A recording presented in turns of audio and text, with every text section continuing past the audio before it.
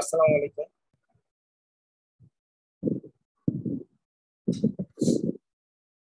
Hello.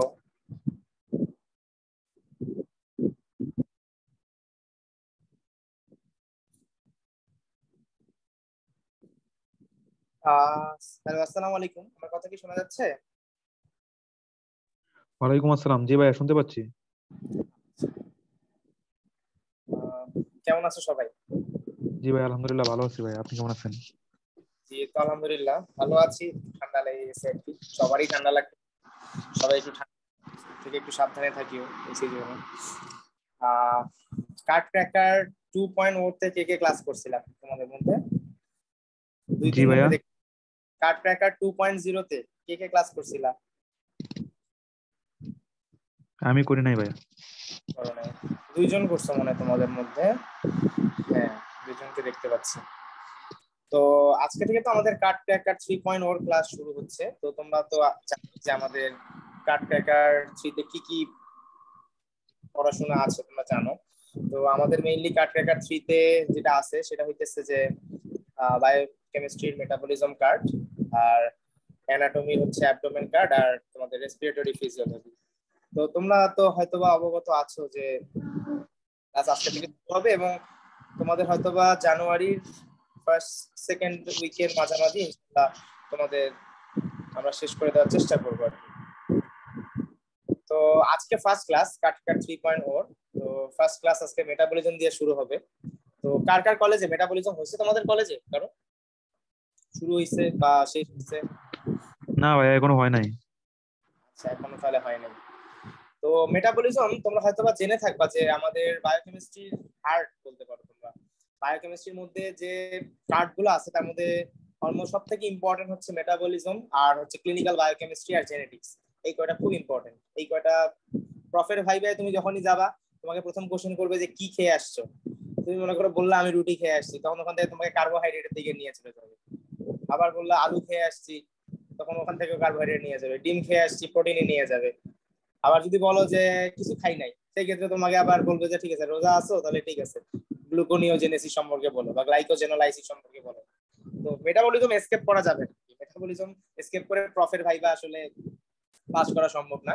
Term তো দিবাই, কিন্তু প্রফের জন্যই মেটাবলিজম অনেক বেশি ইম্পর্টেন্ট, এবং যথেষ্ট কোশ্চেন আসে এখান থেকে। আর বলা হয় বায়োকেমিস্ট্রির বেসিক নলেজটা তোমাদের এই মেটাবলিজম থেকেই শুরু হয়।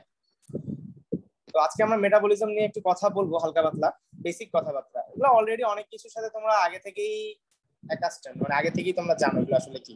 তো প্রথমেই দেখো যে মেটাবলিজম কাকে বলে।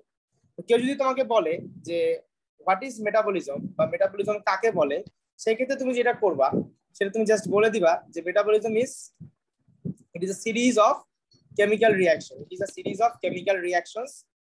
মানে এটা কি, কয়েকটা কেমিক্যাল রিঅ্যাকশনের সিরিজ, মানে একটার পর একটা কেমিক্যাল রিঅ্যাকশন আমাদের সেলের ভিতরে হইতে থাকে। তাহলে metabolism is a series of chemical reactions that are occurring at cellular level. Cellular level মানে কি? আমাদের সেলের ভিতরে। তাহলে আমাদের সেলের ভিতরে এটা আছে, আর আমাদের সেলের ভিতরে এগুলো হচ্ছে। তাহলে it is a series of chemical reactions occurring at cellular level. অথবা তোমরা এটাও বলতে পারো ইট ইজ আ সিরিজ, অথবা it is sum of all chemical reactions occurring inside our cell. তুমি তোমার ভাষায় যত সুন্দরভাবে বলতে পারো, কোনো সমস্যা নেই, তুমি তোমার মতো বলবা। তোমাকে যে আমার মতোই বলতে হবে এমন কোনো কথা কিন্তু নাই। তুমি তোমার মতো বলবা, তারপর যা হবার দেখা যাবে। বাট বেসিক কনসেপ্ট গুলো রেখে বলতে হবে। তাহলে মেটাবলিজমটা কি? Metabolism it is a series, মানে একটার পর একটা কেমিক্যাল রিঅ্যাকশন হতেই আছে। কোথায় হচ্ছে? সেলের ভিতরে হচ্ছে। তাহলে it is a series of chemical reactions occurring at cellular level which are catalysed by enzymes. আমরা সবাই জানি এনজাইমকে বলা হয় বায়ো ক্যাটালিস্ট। মানে আমাদের যে কেমিক্যাল রিঅ্যাকশন গুলো হয় এগুলোকে কি করে? এগুলোকে স্পিড আপ করে বা ইনফ্লুয়েন্স করে। আচ্ছা, কারো মনে হয় মাইকটা একটু প্রবলেম করতেছে, হ্যাঁ একটু অফ করে রাখো, যখন কোয়েশ্চেন করার দরকার হবে তখন মাইকটা অন করিও, হ্যাঁ তাহলে একটু সুবিধা হবে আমার জন্য। মাইকটা থেকে একটু মনে হয় আননেসেসারি একটু সাউন্ড আসতেছে, একটু তুমি হেডফোন বা যেখানে আসো চেক করে নিও। তো যাই হোক, তাহলে it is a series of chemical reaction, যেটা কোথায় হচ্ছে? সেলুলার লেভেলে হচ্ছে, ক্যাটালাইজড বাই এনজাইম। এনজাইম দ্বারা ক্যাটালাইজড হচ্ছে, বা এনজাইম আমরা জানি সবাই এনজাইমকে বলা হয় বায়োক্যাটালিস্ট। বায়োক্যাটালিস্ট মানে কি? আমাদের বায়োলজিক্যাল সাবস্টেন্সের ভিতরে যে ক্যাটালিস্ট গুলো থাকে। তাহলে হোয়াট ইজ ক্যাটালিস্ট? ক্যাটালিস্ট হচ্ছে এমন সাবস্টেন্স যেটা নিজে কোনো ধরনের সে ইউজ হবে না, রিয়াকশনকে জাস্ট কি করবে, স্পিড আপ করবে, সেই রিয়াকশনকে শুধু স্পিড আপ করবে। তোমরা হয়তো বা পড়ে আসছো কেমিস্ট্রিতে, ইন্টারমিডিয়েটে পড়ে আসছো, তাই না? কেমিস্ট্রিতে পড়ে আসছো কি, কেমিস্ট্রিতে পড়ে আসছো হচ্ছে, পড়ে আসছো না ক্যাটালিস্ট আর এনজাইম, পড়ে আসার কথা।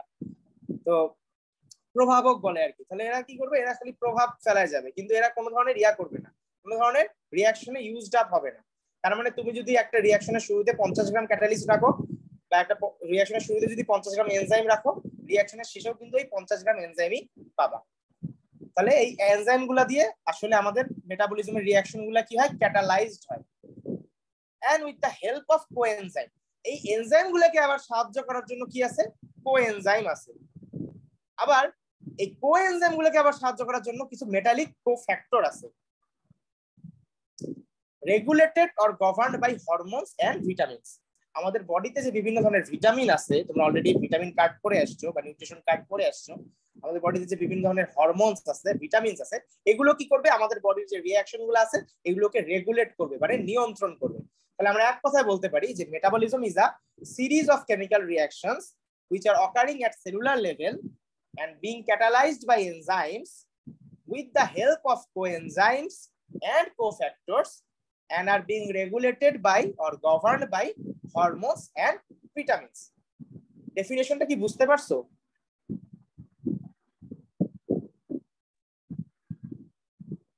হ্যালো, জি ভাইয়া। আমরা তো মেটাবলিজম পড়তেছি। মেটাবলিজম মানে কি? মেটাবলিজম মানে খাবারটা আমার সেলের ভিতরে যাবে, তারপর ওটাকে আমি ইউজ করব। খাবার ইউজ করার আগে তো খাবারটা সেলের ভিতরে যাইতে হবে, তাই না? তাহলে খাবার সেলের ভিতরে যাওয়ার আগে অনেক কিছু প্রসেস আছে। তো খাবারটা যাবে কোন দিক দিয়ে? আমরা যে মুখ দিয়ে খাবারটা খাচ্ছি, এটা কোন দিক দিয়ে যাবে? অবশ্যই একটা সিস্টেমের মধ্যে দিয়ে যাবে। আমাদের বডিতে কি আছে, অনেক ধরনের অর্গান সিস্টেম আছে। আমাদের বডিতে প্রথমে আছে সেল, সেল থেকে তৈরি হয় টিস্যু, টিস্যু থেকে তৈরি হয় অর্গান, অর্গান থেকে তৈরি হয় অর্গান সিস্টেম। তো এইরকম অর্গান সিস্টেমের মধ্যে দিয়ে তো যাইতে হবে খাবারটাকে।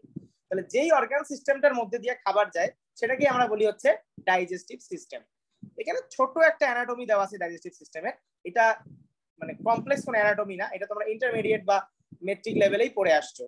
এবং তোমরা হয়তো যদি অ্যাবডোমেন কার্ড পড়ে থাকো বা নাও পড়ে থাকো, তাও তোমাদের এই নলেজটা থাকার কথা। তো আমাদের খাবারটা আসলে কোন রাস্তা দিয়ে যাচ্ছে, তো সবাই জানো খাবারটা আমরা মাউথ দিয়ে যখন ইনটেক করলাম, তারপর কি হলো, আমাদের গলা, আমাদের যে গলাটা আছে, আমাদের ইসোফেগাস, ইসোফেগাস দিয়ে খাবারটা নামলো, নামে আবার ওটা কি যাচ্ছে, এটা স্টমাকের মধ্যে যাচ্ছে। স্টমাকে আবার খাবারটা কি হইলো, আবার স্টমাক থেকে খাবার কিছু ডাইজেশন হইলো, হয়ে আবার কি হইলো, আবার এই স্মল ইন্টেস্টাইনে আসতেছে, স্মল ইন্টেস্টাইনে খাবার ডাইজেশন হইলো, হয়ে তারপর আমাদের কি ব্লাডের মধ্যে খাবারগুলা চলে গেল। এইটাই হচ্ছে আসলে anatomy of the digestive system. মানে আমি জাস্ট বুঝাতে চাচ্ছি যে ডাইজেস্টিভ সিস্টেমের কি কি পার্ট আছে। এখানে যে অংশগুলা দেখানো আছে সবগুলাই কিন্তু ডাইজেস্টিভ সিস্টেমের পার্ট, এবং সবগুলা পার্টেরই স্পেসিফিক স্পেসিফিক কিছু ফাংশন আছে। মুখের কিছু ফাংশন আছে, আবার আমাদের যে ইপিগ্লটিস, ইপিগ্লটিসটা কি, যেটা আমাদের ফুড পাইপ আর উইন্ড পাইপ, মানে আমাদের ট্রাকিয়া আর আমাদের যে ফুড পাইপ, যেটা এই দুটাকে সেপারেট করে রাখে। না হলে কি হইতো, এটা যদি না থাকতো তাহলে কি হইতো, খাবার খাইতাম, খাবার ডিরেক্ট শ্বাস নালীতে যাইতো, তখন কি হইতো, গলা আটকে মারা যেতাম। অনেক সময় তোমরা দেখবা যে আমরা যখন কথা বলি খাওয়ার সময়, অনেক সময় খাবারটা কি হয়, গলার মধ্যে আটকে যায়। গলার মধ্যে আটকে যাওয়া মানে কি, তার মানে কেন যাচ্ছে, কারণ এই ইপিগ্লটিসটা হয়তো ঠিক মতো কাজ করতেছে না, আমরা তাড়াহুড়ায় খাওয়ার কারণে। তারপরে আমরা যে ইসোফেগাস দিয়ে খাবারটা নিচে নামতেছে, তারপরে আবার স্টোমাকে যাচ্ছে। স্টোমাক মানে কি, পাকস্থলী, পাকস্থলীর মধ্যে খাবারটা আবার ভাঙতেছে। স্পেশালি আমাদের যে প্রোটিন আছে, তোমরা তো অলরেডি প্রোটিন সম্পর্কে পড়ে আসছো, এই প্রোটিনটা আমার স্টোমাকের মধ্যে ভাঙতেছে, তারপর ভাঙতে ভাঙতে বাকি খাবারগুলো সবগুলো সহ কোথায় আসতেছে, আমাদের স্মল ইন্টেস্টাইনে আসতেছে। স্মল ইন্টেস্টাইন যেটাকে তোমরা বলো ক্ষুদ্রান্ত, এখানে আসার পরে কি হচ্ছে, এখানে প্যানক্রিয়াস থেকে একটা জুস আসতেছে, আবার এদিকে লিভার থেকে বাইল জুসটা চলে আসতেছে, আবার ইন আওয়ার ইন্টেস্টাইন বা ক্ষুদ্রান্তেরও কিছু এনজাইম সিক্রেট হচ্ছে। সবগুলো মিলে খাবারটাকে আবার ডাইজেস্ট করতেছে, ডাইজেস্ট করে করে করে করে এমন ভাবে ডাইজেস্ট করে ফেলতেছে যাতে আমাদের ব্লাড ওটা ইজিলি ভিতরে নিয়ে নিতে পারে। যখনই আমার ব্লাড ওটাকে নিয়ে নিল, ব্লাড আবার কি করবে, ওটাকে সেলের ভিতরে পাঠিয়ে দিবে। এই তো হচ্ছে সবগুলা সিস্টেমেরই মানে সবগুলো অর্গানেরই কোনো না কোনো কাজ আছে। আবার কিছু কিছু খাবার আছে যেগুলো কোনোভাবেই ডাইজেস্ট করতে পারবো না বা হজম করতে পারবো না, সেগুলো কোথায় যাবে, সেগুলো হচ্ছে লার্জ ইন্টেস্টাইনে যে জমা হবে, রেকটাম আর অ্যানাস জমা হবে, এবং যখন আমরা বাথরুম যাব ওটা ওই দিক দিয়ে অ্যানাস দিয়ে বের হয়ে চলে যাবে। সো এটাও একটা কি আমাদের ডাইজেস্টিভ সিস্টেমের একটা সিম্পল একটা অ্যানাটমি, নট কমপ্লেক্স, একদম সিম্পল। এটা কি বুঝতে পারছো তোমরা? জি ভাইয়া। কারো যদি বুঝতে কোনো ধরনের সমস্যা হয় অবশ্যই আমাকে মাইক অন করে জানাবা, চ্যাটে লিখতে পারো, বাট মাইক অন করে জানাইলে ভালো হয়। অনেক সময় চ্যাটের দিকে আসলে খেয়াল থাকে না, তো একটু খেয়াল রাখবো তোমরা। আচ্ছা, এরপরে তাহলে চলে আসো আসল জিনিসে। আমরা এখন একটু আসল পড়ার দিকে চলে আসি। What is digestion? ডাইজেশন কাকে বলে? তার আগে আমরা একটু দেখে আসি, আমরা যখন কোনো কিছু খাই, খাওয়ার প্রসেস গুলো একটু দেখে আসি, খাওয়ার পরে কি হয়। আচ্ছা, প্রথমেই আমরা যখন কোনো কিছু খাই সেটাকে আমরা বলি ইনজেকশন। ইনজেকশন মানে হচ্ছে আমি মুখের ভিতরে কোনো কিছু দিলাম, মুখে মনে করো খাবার দিলাম, মনে করো আমি ভাতই খাইলাম, ভাত মনে করো মুখে দিলাম, এই যে আমি খাবারটা মুখে দিলাম এটাকে বলা হচ্ছে ইনজেকশন। এখন খাবারটা মুখে দিলাম ডাইরেক্ট যদি আমার পেটের মধ্যে চলে যায় তাহলে তো হবে না, তাহলে তো আমি গলা টেমানা যাবো বা কোনো একটা সমস্যা হবে, খাবারটা আবার ফেরত আসতে পারে, বমি হয়ে বেরিয়ে আসতে পারে। এই জন্য তো বলা হয় গিলে খাইতে হবে। প্রথমে যখন আমি খাবারটা খাইলাম আমার মুখের মধ্যে কি আছে, মুখের মধ্যে আমার দাঁত আছে, আমার দাঁত কি করবে, খাবারটাকে ছোট ছোট ছোট ছোট পিসে ভেঙে দিবে। এই যে আমার দাঁত এই কি করতেছে, একটা ফোর্স দিচ্ছে, এটা ফোর্স এখানে এক্সিবিট করতেছে, ছোট ছোট ছোট ছোট পিসে কাটতেছে। এই যে খাবারটাকে ছোট করা, এইটাকে বলা হচ্ছে মেকানিক্যাল ডাইজেশন। কেন মেকানিক্যাল বলা হচ্ছে? কারণ এখানে একটা ফোর্স ইউজ করা হচ্ছে। আচ্ছা, খাবারটাকে এখন ছোট করলাম, আমার জিহ্বার ভিতরে কি আছে, লালা আছে, এই যে লালা বা স্যালাইভা, এই স্যালাইভা থেকে কি বিভিন্ন ধরনের এনজাইম আছে, যেমন স্যালাইভারি অ্যামাইলেস এনজাইম। এই অ্যামাইলেস এনজাইমটা কি করবে, আমার যে কার্বোহাইড্রেট খাবারটা আছে সেই খাবারটাকে ডাইজেস্ট করা শুরু করবে। তাহলে খাবারটা ডাইজেস্ট হইলো, খাবারটা আমাদের লালার সাথে বা স্যালাইভার সাথে মিক্সড হইলো, হয়ে কি হইলো, স্যালাইভার মধ্যে কিছু মিউকাস থাকে। কি থাকে? মিউকাস। তোমরা অলরেডি পড়ে আসছো, মিউকাস মানে হচ্ছে কিছু স্টিকি সাবস্টেন্স থাকে। এই মিউকাসটার সাথে আবার আমার খাবারটা যুক্ত হইলো, হয়ে খাবারটা একটু পিচ্ছিল পিচ্ছিল হইলো, মানে একটু পিছলা হইলো। তারপর কি হইলো, খাবারটা আমার নিচের দিকে চলে যাবে, ইসোফেগাসের দিকে চলে গেল। আমার ইসোফেগাসে যখন যাবে, আমার ইসোফেগাসের ওখানেও কিছু মাসেল আছে, এই মাসেল গুলা কি করবে, এই খাবারটাকে আস্তে আস্তে এইভাবে কন্ট্রাক্ট করবে, রিল্যাক্স করবে, করে করে খাবারটাকে নিচের দিকে নামাবে।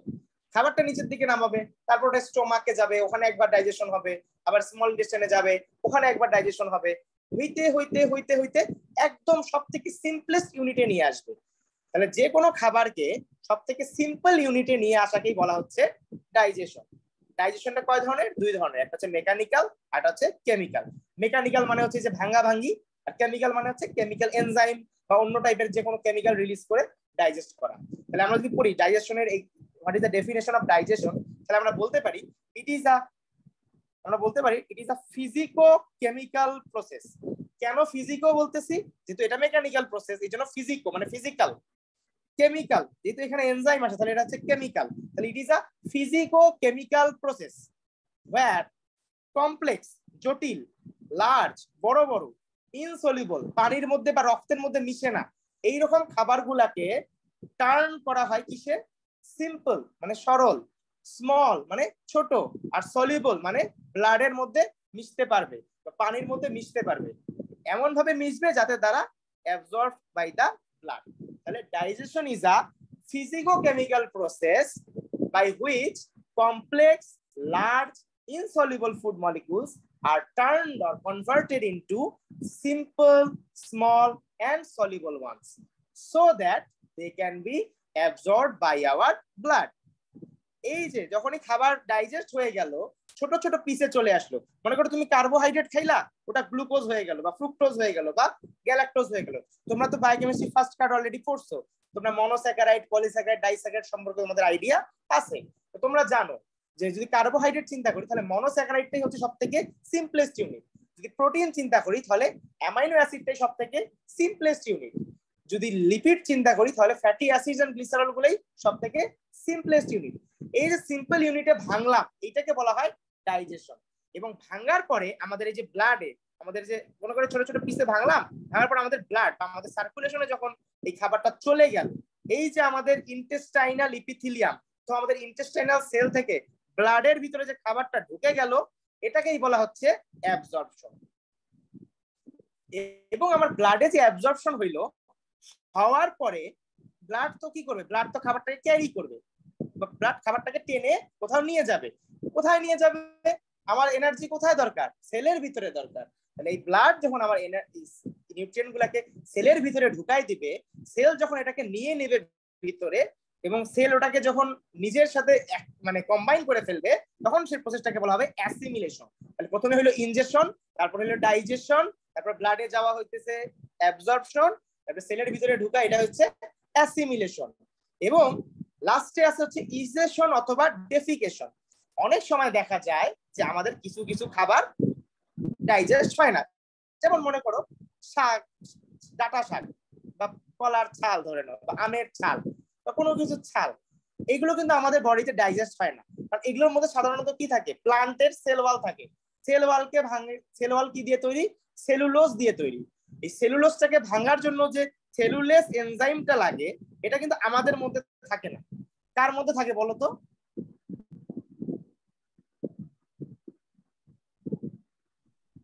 গরু ছাগল গরু ছাগল মানে যারা যারা গাছপালা খায় আর কি, ওদের যেহেতু থাকে ওরা ডাইজেস্ট করে। আমাদের তো এটা নাই, তাহলে আমাদের এটা ডাইজেস্ট হবে না। তাহলে আমাদের খাবার কিছু কিছু কি ডাইজেশন এসকেপ করবে, বা কিছু কিছু খাবারের ডাইজেশন হবে না।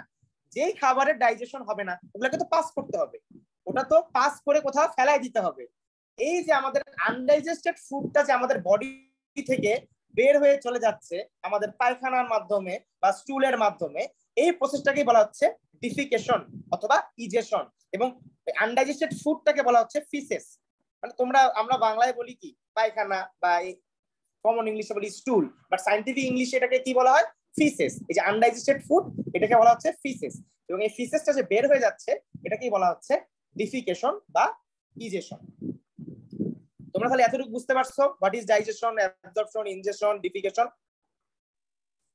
ভাইয়া আচ্ছা, এরপরে which is the basic process of digestion?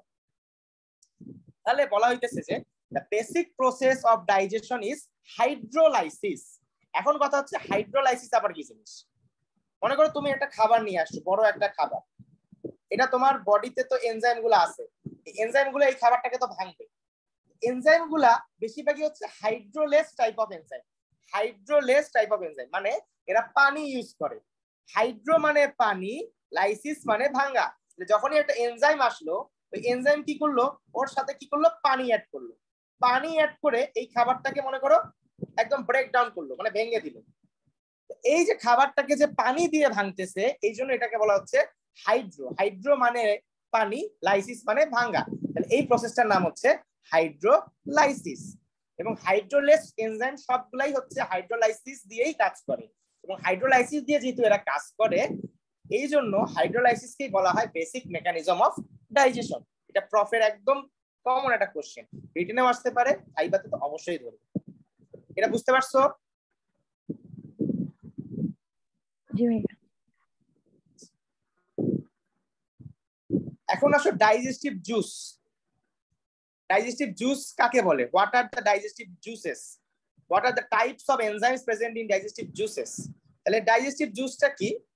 আমাদের যে ডাইজেস্টিভ এনজাইমগুলো যে সিক্রেট হচ্ছে, এগুলো তো একটা জুস আকারে সিক্রেট হয়। হ্যাঁ, আমরা কিন্তু অলরেডি দেখলাম আমাদের ডাইজেস্টিভ কিছু অর্গান আছে, যেমন আমরা মুখের মধ্যে দেখলাম স্যালাইভা বা লালা বা স্যালাইভারি গ্ল্যান্ড কিছু কথা। তারপরে এদিকে দেখলাম স্টমাক, তারপরে দেখলাম প্যানক্রিয়াস, ইন্টেস্টাইন, এগুলো সবগুলাই কিন্তু ডাইজেস্টিভ অর্গান। এবং এই ডাইজেস্টিভ অর্গান থেকে যদি কোনো কিছু বের হয়, ডাইজেস্টিভ অর্গান অথবা ডাইজেস্টিভ গ্ল্যান্ডও বলতে পারো তোমরা। তোমরা গ্ল্যান্ড সম্পর্কে আইডিয়া তোমাদের থাকার কথা। হিস্টোলজি পড়ছো না সবাই? ইপিথেলিয়াল সেল, গ্ল্যান্ড পড়ছো? বড় কথা। জি ভাইয়া। আমাদের ইপিথেলিয়াল সেলগুলা আছে, এগুলো থেকে যখন কোনো কিছু বের হয়, সিক্রেশন মানে বের হওয়া, ধরে নাও পানি বের হচ্ছে বা রক্ত বের হচ্ছে বা মিউকাস বের হচ্ছে, কোনো কিছু যখন বের হয়, এই ইপিথেলিয়াল সেলগুলো যখন মডিফাইড হয় এবং ওখান থেকে যদি কোনো কিছু বের হয়, এই বের হওয়া গুলাকে বলা হয় সিক্রেশন, আর ওই ইপিথেলিয়াল সেলটাকে তখন বলা হয় গ্ল্যান্ড। তাহলে আমরা বলতে পারি যে আমাদের যে ডাইজেস্টিভ যে অর্গান গুলো আছে বা ডাইজেস্টিভ যে গ্ল্যান্ড গুলো আছে, এর সিক্রেশন গুলাকেই বলা হয় ডাইজেস্টিভ জুস। এবং এই ডাইজেস্টিভ জুসের মধ্যে থাকে হচ্ছে ডাইজেস্টিভ এনজাইম। এইটা কি ধরনের enzyme? Hydrolase type of enzyme. কেন হাইড্রোলেস? কারণ এরা পানি ব্যবহার করে, হাইড্রোলাইসিস ব্যবহার করে। তাহলে এবং এরা কি করে? They help in digestion and they facilitate digestion. মানে আইদার বলতে পারো যে এটা ডাইজেশনকে হেল্প করে অথবা সুবিধা করে দেয়, একই কথা। তাহলে ডাইজেস্টিভ জুস মানে হচ্ছে these are the secretions of digestive organs or glands which contains enzymes to help in digestion. শেষ, আর কিছু নাই। এখন হচ্ছে টাইপস অফ হাইড্রোলিস। এই যে আমি বললাম যে ডাইজেস্টিভ জুসের মধ্যে হাইড্রোলিস টাইপ অফ এনজাইম গুলা থাকে। এই হাইড্রোলিস টাইপ অফ এনজাইম গুলো আসলে কি কি আছে? তাহলে একটা আছে হচ্ছে কার্বোহাইড্রেট অথবা অ্যামাইলোলাইটিক এনজাইম।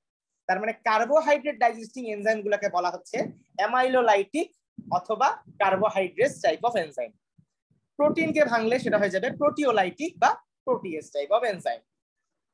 লিপিডকে ভাঙলে সেটা হয়ে যাবে লাইপোলাইটিক অথবা লাইপেজ টাইপ অফ এনজাইম। এবং নিউক্লিয়াসকেও অনেক সময় ভাঙার জন্য কিছু এনজাইম আছে।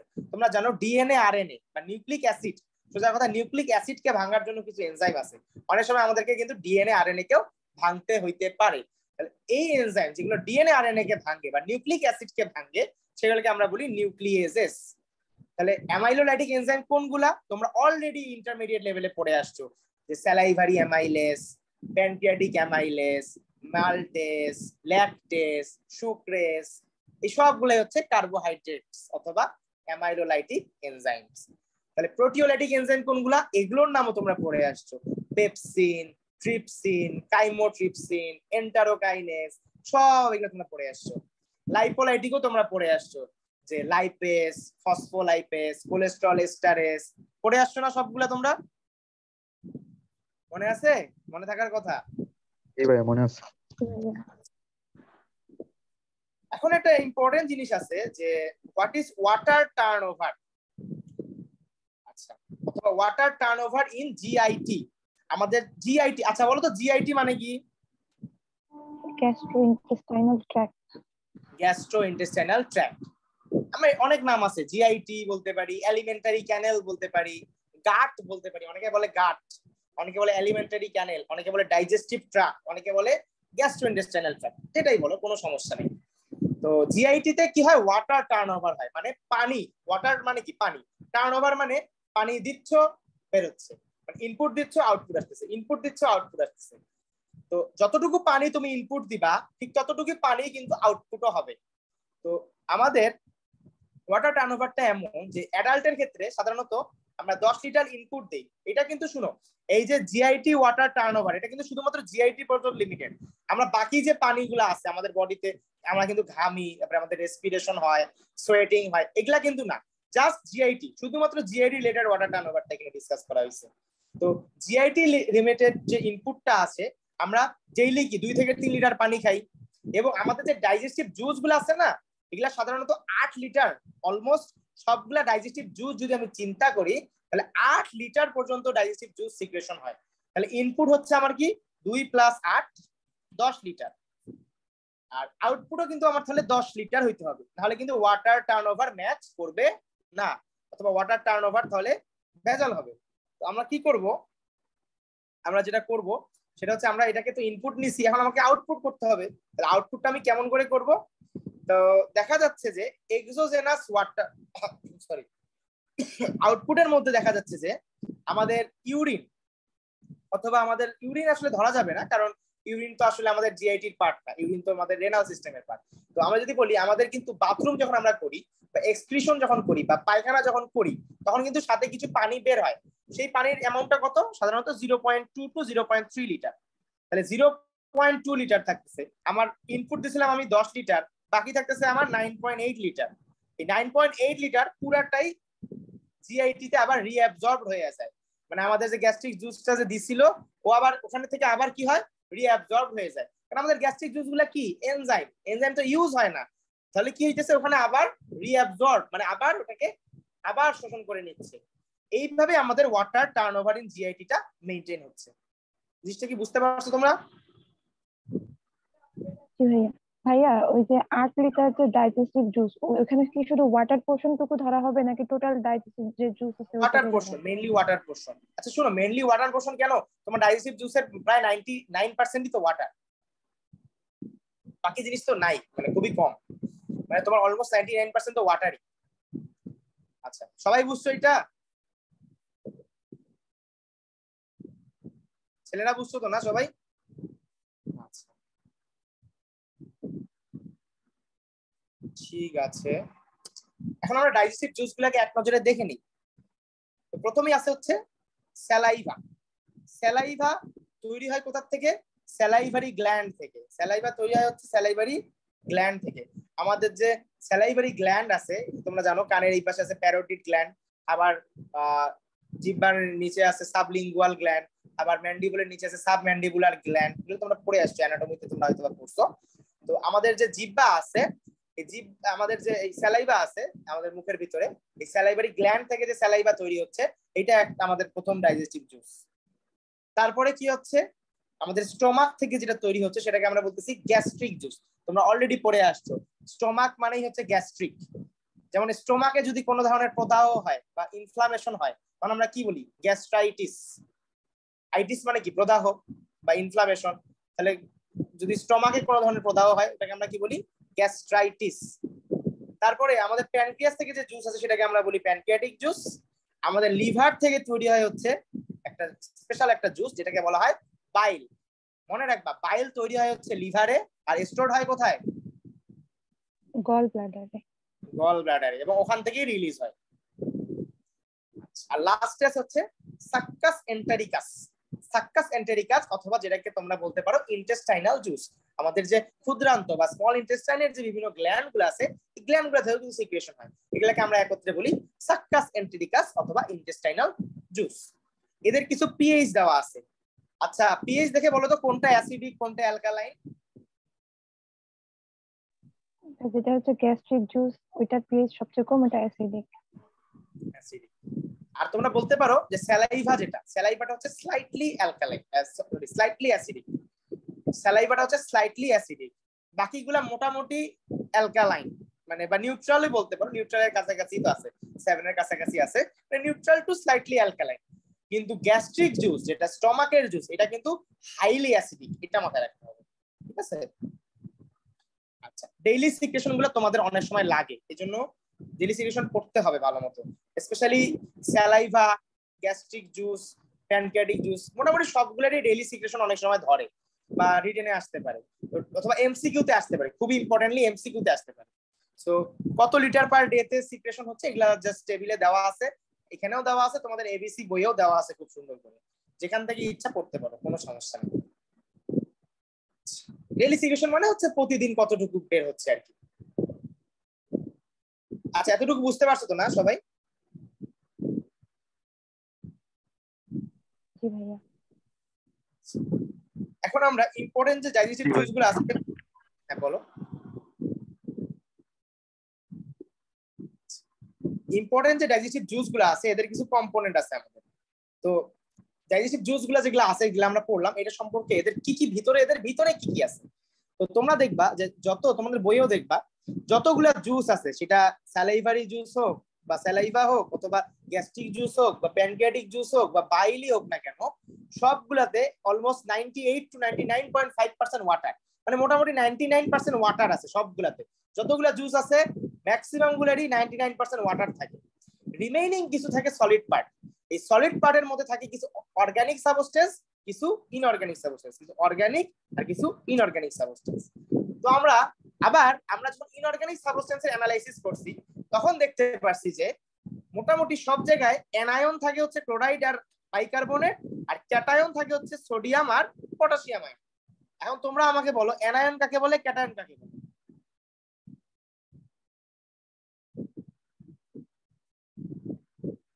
অ্যানায়ন কাকে বলে?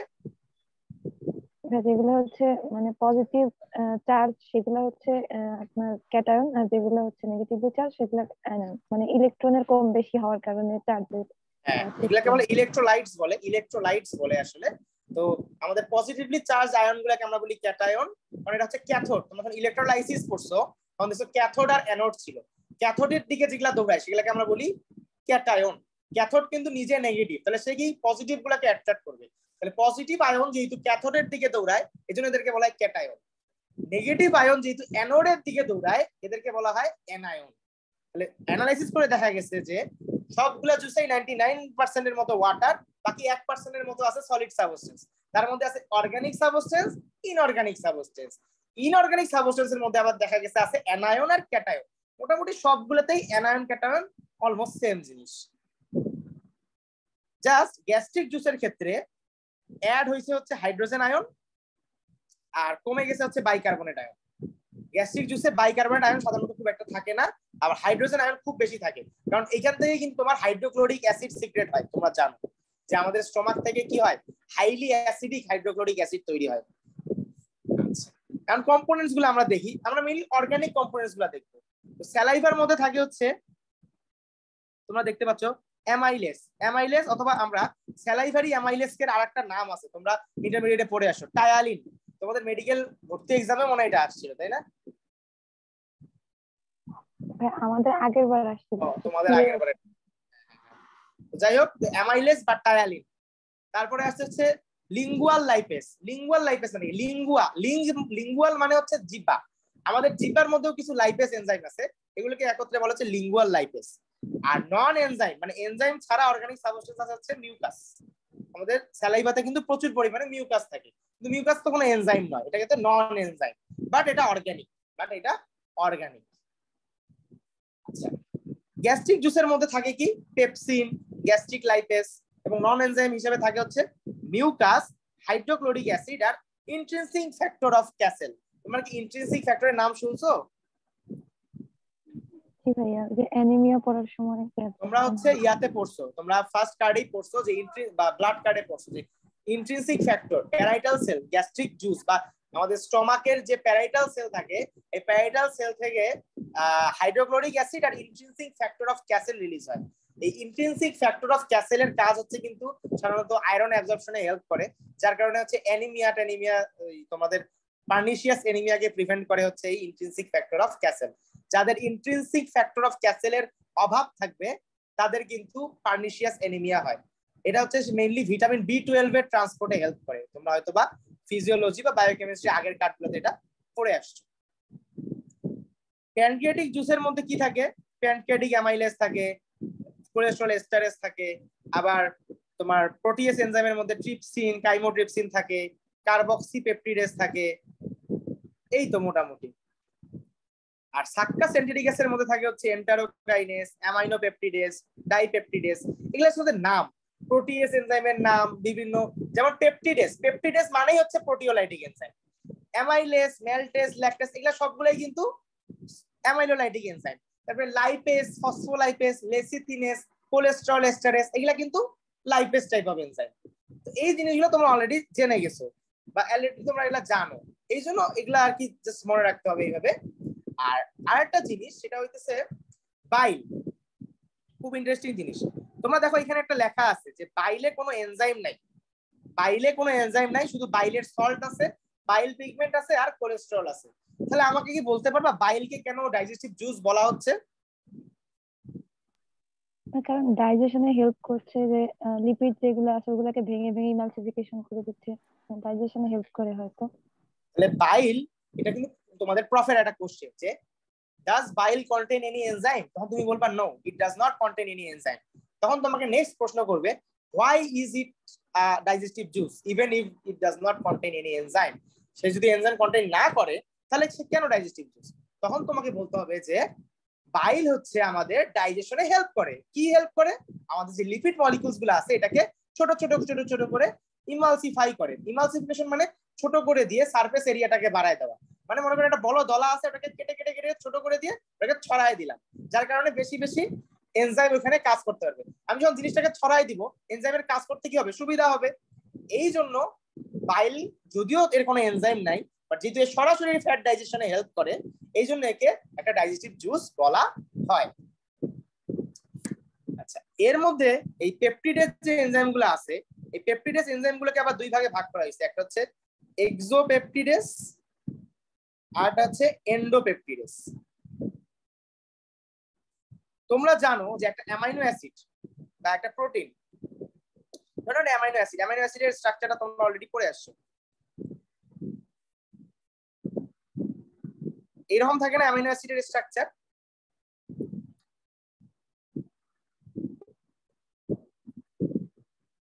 অ্যামাইনো অ্যাসিডের যে স্ট্রাকচারটা এরকম থাকে। তো অ্যামাইনো অ্যাসিডের যে এই যে দেখো বাইরের দিকে কি থাকে? অ্যামাইন গ্রুপ আর কার্বক্সিল গ্রুপ। তাহলে অ্যামাইন গ্রুপকে যে ভাঙবে তাকে বলা হবে অ্যামাইনো পেপটিডেস। কার্বক্সিল গ্রুপকে যে ভাঙবে এদেরকে বলা হবে কার্বক্সি পেপটিডেস। তাহলে উপরে দেখো এক জায়গায় পাইছো কার্বক্সি পেপটিডেস, এক জায়গায় পাইছো অ্যামাইনো পেপটিডেস। এই অ্যামাইনো পেপটিডেস আর carboxy peptidase this are the examples of এক্সোপেপটিডেস।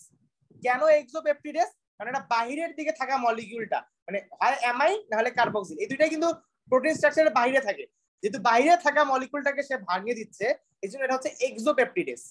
আর অন্য যে এনজাইম গুলো আছে যেমন পেপসিন, ট্রিপসিন, এরা হচ্ছে ভিতর থেকে ভাঙে। যেহেতু এরা ভিতর থেকে ভাঙে তাহলে এরা হচ্ছে এন্ডোপেপটিডেস। এক্সোপেপটিডেস এর এক্সাম্পল হচ্ছে অ্যামাইনো পেপটিডেস আর কার্বক্সি পেপটিডেস। বাকিগুলো মোটামুটি সবগুলো হচ্ছে এন্ডোপেপটিডেস। এখন আমাকে বলো এই পর্যন্ত কার কোনো প্রবলেম আছে কিনা আমাকে একটু বলো।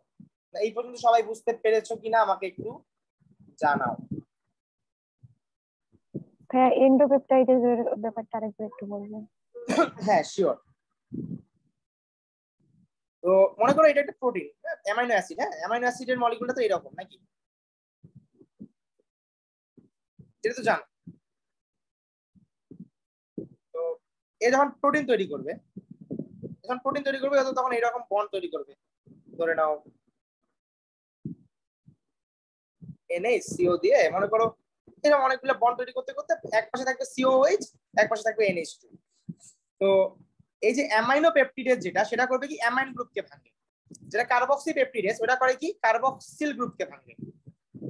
তার মানে কি ওরা একদম বাহিরে, সব থেকে বাহিরে থাকা মলিকিউলগুলোকে ভাঙতেছে। যেহেতু বাহিরে থাকা মলিকিউলগুলোকে ভাঙতেছে এদেরকে বলা হয় এক্সোপেপটিডেস। আর যেগুলো একদম ভিতরে থাকা মলিকিউল, মনে করো এই গ্রুপটা এগুলো তো ভিতরে থাকে, এদেরকে যারা ভাঙতেছে তাদেরকে বলা হয় এন্ডোপেপটিডেস, যেমন পেপসিন, ট্রিপসিন। বুঝছো? জি ভাইয়া। আচ্ছা, এই পর্যন্ত সবাই কি বুঝতে পারছো? ভাই আমি স্ক্রিন দেখতে পাচ্ছি না, না, স্ক্রিন দেখতে পাচ্ছি না। স্ক্রিন বাকিটা দেখতে পাচ্ছ না? জি ভাইয়া। তোমার মনে হয় নেটওয়ার্কে একটু প্রবলেম আছে, একটু রিফ্রেশ করো দেখি। এখন দেখতে পাচ্ছ তুমি? না ভাই, আমি আবার বের হয়ে আবার ঢুকতেছি। আচ্ছা, আচ্ছা। এখানে একটা ইম্পর্টেন্ট একটা কনসেপ্ট আছে। আচ্ছা, আমি এক মিনিট, আমি একটু পানি খেয়ে আসছি।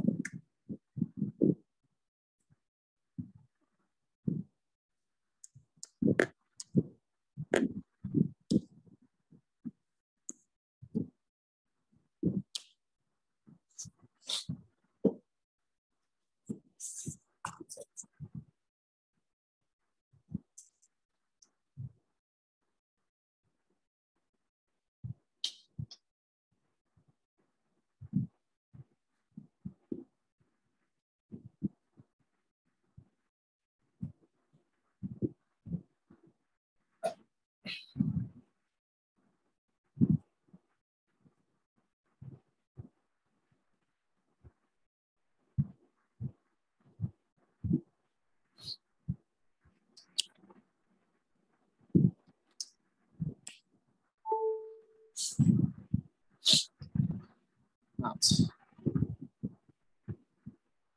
আমার কথা শোনা যাচ্ছে? জি ভাইয়া। আচ্ছা, কে জানি বের হয়ে গেছিল, ও কি ঢুকছো? জি ভাইয়া ঢুকেছি, কিন্তু আবার দেখা যাচ্ছে না। স্ক্রিন দেখতে পাচ্ছ না? না ভাইয়া। আচ্ছা, তুমি কথাগুলো শুনো, রেকর্ডেড থাকবে তো তুমি দেখতে পারবা। আর যেগুলো লিখবো ওগুলো বলবোই, সব সমস্যা নেই। তুমি একটু শোনো তাহলে। মেবি হয়তোবা ওকে। কোনো কারণে, হয়তোবা অনেক সময় হয় ডিভাইসের প্রবলেমের কারণে হইতে পারে, অথবা তোমার নেটওয়ার্কের কারণে অনেক সময় এটা হইতে পারে। তো এটা নিয়ে ভয় পাওয়ার কিছু নাই, বা এটা নিয়ে এমন না যে তুমি করবা। ওকে তো ভাইয়া। আমার স্ক্রিনে যে কোশ্চেনটা আছে সেটা হচ্ছে how autodigestion of stomach and pancreas is prevented. আচ্ছা, প্যানক্রিয়াস আর স্টমাক অথবা ডাইজেস্টিভ সিস্টেমের যে ট্র্যাকটি হোক না কেন, আমরা তো দেখতেছি এখানে অনেক অনেক এনজাইম, এনজাইম মানে কি, এনজাইমের কাজই তো হচ্ছে ভাঙা গড়া করা। এখন আমার প্রোটিন, আমার তো বডি সবকিছুই প্রোটিন দিয়ে তৈরি। আমার স্টমাকটাও প্রোটিন দিয়ে তৈরি, আমার ইন্টেস্টাইনও প্রোটিন দিয়ে তৈরি, প্যানক্রিয়াসও প্রোটিন দিয়ে তৈরি। এখন কথা হচ্ছে এত প্রোটিন আছে, আবার প্রোটিনকে ডাইজেস্ট করার এনজাইম গুলাও এরাই বানাচ্ছে, তাহলে এরা কেন অটো ডাইজেশন হচ্ছে না? তাহলে অটো ডাইজেশনটা প্রিভেন্ট কিভাবে হচ্ছে, এটা কি তোমরা কেউ বলতে পারবা?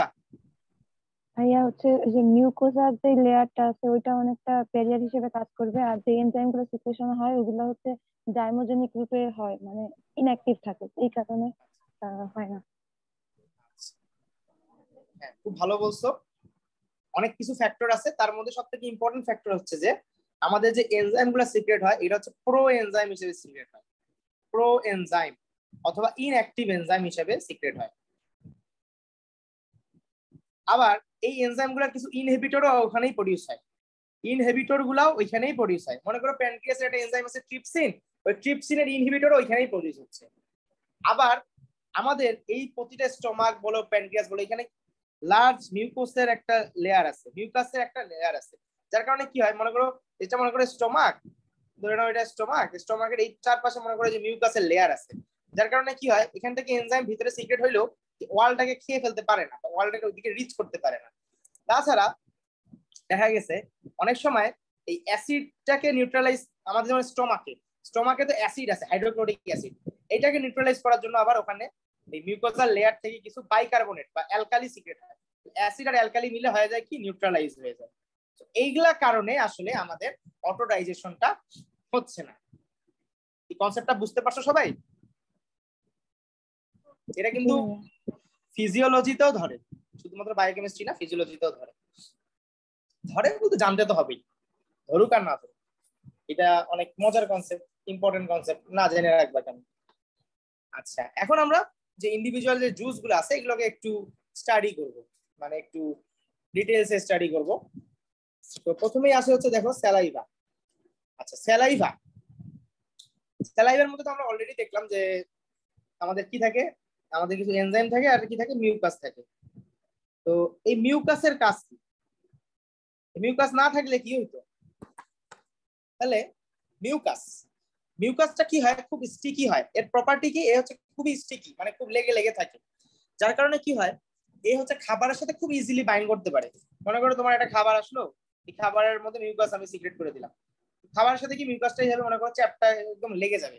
লেগে যায় কি হবে, সে নিজে যেহেতু একটা তো স্টিকি আর আরেকটা হচ্ছে স্লিপারি, মানে পিচ্ছিল, যেহেতু সে হচ্ছে স্টিকি আর হচ্ছে স্লিপারি, সে কি করবে খাবারটার সাথে মিক্স হবে এবং খাবারটাকে খুব সুন্দর করে আস্তে আস্তে নিচে পাঠাবে এবং খুব সুন্দরভাবে আমার খাবারটাকে সে স্মুথলি রান করাবে।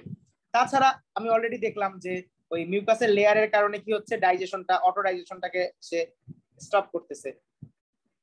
তাছাড়া মিউকাসের মধ্যে অনেক সময় যে হাইড্রোকার্বনেট থাকে, যেটা হচ্ছে নিউট্রালাইজ করে অ্যাসিডকে, এবং এ হচ্ছে তাহলে কি হইতেছে, একে তো আমাকে সে একটা মুভমেন্ট খুব ইজিলি দিচ্ছে, সে একটা কোটিং দিচ্ছে, লুব্রিকেশন দিচ্ছে, প্রোটেকশন দিচ্ছে, এগুলা কিন্তু আমাদের মিউকাসটা করতেছে। তাহলে আমাদের মিউকাসের গুরুত্বটা অপরিসীম।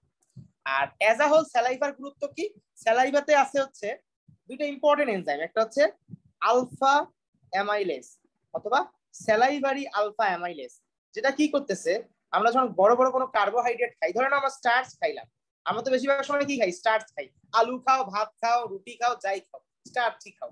স্টার্চটাকে সে ভেঙে ম্যালটোজে কনভার্ট করতেছে। এই ম্যালটোজটা হচ্ছে একটা ডাইস্যাকারাইড। ম্যালটোজ কি দিয়ে তৈরি, ম্যালটোজ হচ্ছে গ্লুকোজ প্লাস গ্লুকোজ দিয়ে তৈরি। এই ম্যালটোজটা আবার হচ্ছে নিচে যেয়ে ভেঙে যাবে, তো সে একটা ডাইজেশনের কাজ করে ফেললো। তাছাড়াও এই স্যালাইভার মধ্যে হালকা কিছু লিঙ্গুয়াল লাইপেজও থাকতেছে। লিঙ্গুয়াল লাইপেজও কি করতেছে, ফ্যাট গুলাকে হালকা একটু ব্রেকডাউন করতেছে। তাহলে অ্যাজ আ হোল আমরা মিউকাসেরও ফাংশন পাইলাম, স্যালাইভার ডাইজেস্টিভ ফাংশনও পাইলাম। তাছাড়া মিউকাসের মধ্যে, মিউকাসটা হচ্ছে আমাদের মুখটাকে যেহেতু সবসময় পিচ্ছিল করে রাখতেছে, আমাদের মুখে কোনো জন্য মুখটাকে ড্রাই করতেছে না। মুখটা যখন ড্রাই থাকে না তখন ওখানে ব্যাকটেরিয়া বাসা বাঁধারও সুযোগ খুব একটা পায় না। তাছাড়া মুখের কিন্তু দুর্গন্ধটাও অনেকটা দূর হয়। তো যাদের স্যালাইভা সিচুয়েশন ভালো থাকে তাদের কিন্তু দেখবা মুখে সহজে দুর্গন্ধ হয় না, বাট যাদের মুখটা সবসময় ড্রাই থাকে তাদের দেখবা মুখে অনেক দুর্গন্ধ থাকে এবং ওখানে ব্যাকটেরিয়াল গ্রোথ অনেক হয়। কারণ স্যালাইভাতে একে তো পিছলা করতেছে, ব্যাকটেরিয়া জায়গা পাচ্ছে না, তারপর কিছু লাইসোজাইম তৈরি হচ্ছে যেগুলা ব্যাকটেরিয়াকে কিল করতেছে। লাইসোজাইম মানে তোমরা জানো, লাইসোজোম পড়ে আসো তোমরা, লাইসোজোম থেকে যে এনজাইম গুলো তৈরি হয় এগুলাকে বলা হয় লাইসোজাইম। তাহলে স্যালাইভার একে দেখো কত কাজ, একে তো সে মিউকাস প্রডিউস করতেছে যেটা খাবারকে স্টিকি, স্লিপারি এবং আমাদের অটো ডাইজেশনকে রোধ করতেছে। তাছাড়া সে আলফা অ্যামাইলেজ সিক্রেট করতেছে, সে লিঙ্গুয়াল লাইপেজ সিক্রেট করতেছে, আবার আমাদের মুখে যেন দুর্গন্ধ না হয় সেটাও সে খেয়াল রাখতেছে, আবার আমাদের যদি কোনো ব্যাকটেরিয়া যাতে এফেক্ট না করে সেটাও কিন্তু সে খেয়াল রাখতেছে। এটাই হচ্ছে as a whole salivary function. বুঝতে পারছো সবাই?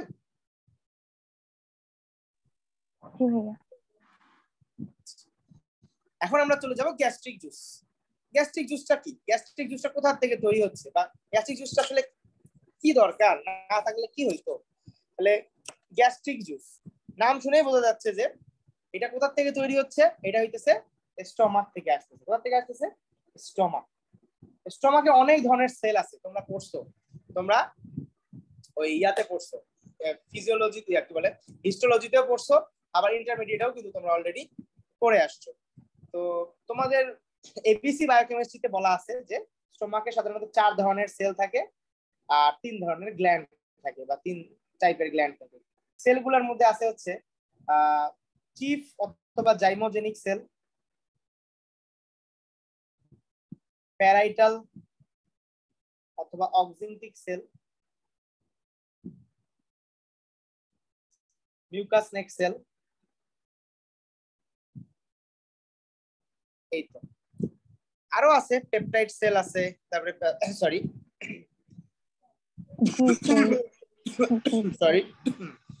আর্জেন্টাফিন সেল আছে, আরো অনেক ধরনের সেল আছে। তো মেইনলি তোমাদের লাগে মেইনলি 3 ধরনের সেল, কারণ ওখানে আবার তোমার কার্ডিয়াক কিছু সেল আছে, মানে তোমার ওই স্টোমাকের যে ফান্ডাসটা থাকে ওখানে একটা থাকে হচ্ছে কার্ডিয়াক এন্ড, আর একটা থাকে হচ্ছে তোমার পাইলোডিক এন্ড। তো পাইলোড আছে কিছু সেল আছে, তারপরে ওই কার্ডিয়াক এন্ড যেটা ওখানে কিছু সেল আছে। তো দেখ অনেক ধরনের সেল আছে, বাট তোমার মেইনলি এই 3টা সেলের ফাংশন লাগে। তো চিফ বা জাইমোজেনিক সেল, এটা আরেকটা নাম হচ্ছে পেপটিক সেল। এই সেল থেকে কি হয়? এই সেল থেকে রিলিজ হয় হচ্ছে পেপসিনোজেন। দেখো যেখানেই নোজেন পাবা, এইটা মানে হচ্ছে জাইমোজেন, মানে হচ্ছে ইনঅ্যাক্টিভ এনজাইম। তাহলে আমাদের দেখো অলরেডি আমরা একটা জিনিস পেয়ে গেলাম যে আমাদের স্টোমাক থেকে যে সেলটা সিক্রেট হচ্ছে এটা কিন্তু কি, এটা হইতেছে একটা ইনঅ্যাক্টিভ সেল। তাহলে এই ইনঅ্যাক্টিভ সেলটাকে এখন কি করতে হবে? অ্যাক্টিভ করতে হবে। আমাদের স্টোমাকের যে প্যারাইটাল সেলটা আছে ওখান থেকে আবার HCl তৈরি হয়। কি তৈরি হয়? HCl অথবা হাইড্রোক্লোরিক অ্যাসিড তৈরি হয়। এই হাইড্রোক্লোরিক অ্যাসিডটাই আবার পেপসিনোজেনটাকে অ্যাক্টিভেট করে এটাকে বানায় দেয় হচ্ছে পেপসিন। এটাকে বানায় দেয় হচ্ছে পেপসিন। এই পেপসিনই এখন হচ্ছে ডাইজেস্টিভ ফাংশন গুলা প্লে আউট করে। এইদিকে মিউকাস নেক সেল থেকে তো বুঝতেই পারতেছো, নামেই মিউকাস, তাহলে কি মিউকাস প্রডিউস করবে। এখন পেপসিনের কাজ কি? পেপসিন একটা ডাইজেস্টিভ জুস, বা একটা কি বলবো, ডাইজেস্টিভ জুস বলবো না, ডাইজেস্টিভ এনজাইম বলবো। তাহলে পেপসিনের কাজ হচ্ছে সাধারণত সে হইতেছে আমাদের যে প্রোটিন আছে, প্রোটিনটাকে সে ভেঙে পলিপেপটাইড অথবা আরো ছোট পেপটন, প্রোটিন এগুলাতে কনভার্ট করে। তাহলে এখানে সে কি করলো? প্রোটিনের ডাইজেশন কিন্তু অলরেডি শুরু হয়ে গেল।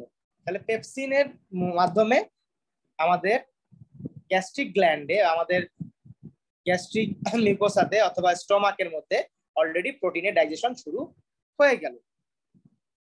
এখন প্রোটিনের যে আমাদের যে স্টোমাকের যে ডাইজেশনটা হচ্ছে, এই ডাইজেশনটার কিছু ফেজ আছে। কি কি ফেজে ডাইজেশনটা হচ্ছে বা কি কি ফেজে আমাদের গ্যাস্ট্রিক জুসটা সিক্রেশন হচ্ছে, তোমরা অলরেডি এসএসসি তেও এটা পড়ছো, এইচএসসি তেও এটা পড়ছো যে আমাদের যে কোনো খাবার যখন আমরা খাই বা ডাইজেস্ট করি, এখানে কিছু হরমোনাল ইনফ্লুয়েন্স থাকে, কিছু আবার নার্ভাস ইনফ্লুয়েন্স থাকে। তো আমরা হরমোনাল এবং নার্ভাস ইনফ্লুয়েন্স গুলো নিয়ে আমরা ডিসকাস করব পরে। তো সেটা আমরা পরে করতেছি। তার আগে আমরা এখানে খুব ইম্পর্টেন্ট একটা জিনিস ডিসকাস করব, সেটা হইতেছে mechanism of HCl secretion. Mechanism of HCl secretion.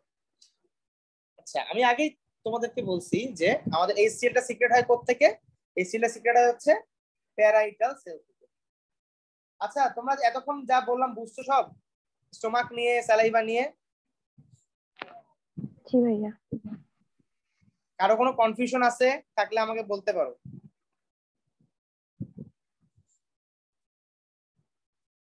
একটা জিনিস বাদ গেছে, প্যারাইটাল সেল থেকে HCl আসে। প্যারাইটাল সেল থেকে যে শুধু HCl আসে তা না, প্যারাইটাল সেল থেকে intrinsic factor of castle, IF, intrinsic factor of castle আসে। এটারও কাজ আমরা করব, যে ইন্ট্রিনসিক ফ্যাক্টর অফ ক্যাসেলের কাজ হচ্ছে ভিটামিন B12 অ্যাবজর্পশন। এই ভিটামিন B12 টা আবার লাগে হচ্ছে রেড ব্লাড সেল বা হেমোগ্লোবিন। আমরা যখন রেড ব্লাড সেলের ইয়াতে যাব, কারণ যে আমরা অলরেডি ফিজিওলজিতে কিন্তু এটা তোমরা পড়ার কথা, ব্লাড ফিজিওলজি তোমরা পড়ার কথা, যে ভিটামিন B12 কিন্তু ডিএনএ ম্যাচুরেশনে লাগে, রেড ব্লাড সেলে ডিএনএ ম্যাচুরেশনে লাগে। তো ভিটামিন B12 ডেফিসিয়েন্সি হইলে কিন্তু অ্যানিমিয়া তৈরি হয়, তাই না? এবং ভিটামিন B12 এর কারণে যে অ্যানিমিয়াটা তৈরি হয় সেটাকে বলা হয় মেগালোব্লাস্টিক অ্যানিমিয়া। মানে অনেক সময় হয় কি, ভিটামিন B12 টা নিজেই অ্যাবসেন্ট থাকে, সেই ক্ষেত্রে সেটা হবে মেগালোব্লাস্টিক অ্যানিমিয়া। কিন্তু যদি এমন হয় যে intrinsic factor of castle absent, এই জন্য ভিটামিন B12 টা কমে গেছে বা অ্যাবজর্পশন হচ্ছে না, সেটাকে তখন আমরা বলবো পার্নিশিয়াস এনিমিয়া। তাহলে পার্নিশিয়াস এনিমিয়া আর মেগালোব্লাস্টিক এনিমিয়ার মধ্যে ডিফারেন্স এইটাই, যে যদি ডিরেক্টলি ভিটামিন B12 এর ডেফিসিয়েন্সি থাকে তখন আমরা ওটাকে বলি মেগালোব্লাস্টিক এনিমিয়া। আর যদি ইন্ট্রিনসিক ফ্যাক্টর অফ ক্যাসেল না থাকার কারণে ভিটামিন B12 এর অ্যাবজর্পশনের সমস্যা হয়, তখন ওটাকে আমরা বলি পার্নিশিয়াস অ্যানিমিয়া। আর এই ভিটামিন B12 কেন দরকার? কারণ ভিটামিন B12 হচ্ছে আমাদের যে রেড ব্লাড সেল আছে এটার ম্যাচুরেশন বা এটার যে ডিএনএ ম্যাচুরেশনে হেল্প করে। এবং মেগালো মানে কি? মেগালো মানে হচ্ছে বড়। আমরা জানি রেড ব্লাড সেল যখন ম্যাচিউর হয় তখন ছোট হয়, ইমম্যাচিউর অবস্থায় বড় থাকে। তাহলে যেহেতু ম্যাচিউর হইতে পারতেছে না, তাহলে ছোট হইতে পারতেছে না, এই জন্য সাইজটা বড়, এই জন্য বলা হয় মেগালো।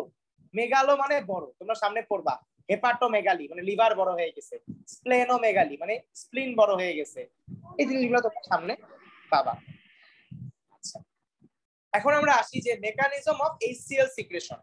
আমাদের যে HCl টা আছে এটা কিভাবে সিক্রেশন হয়। তো আমি যদি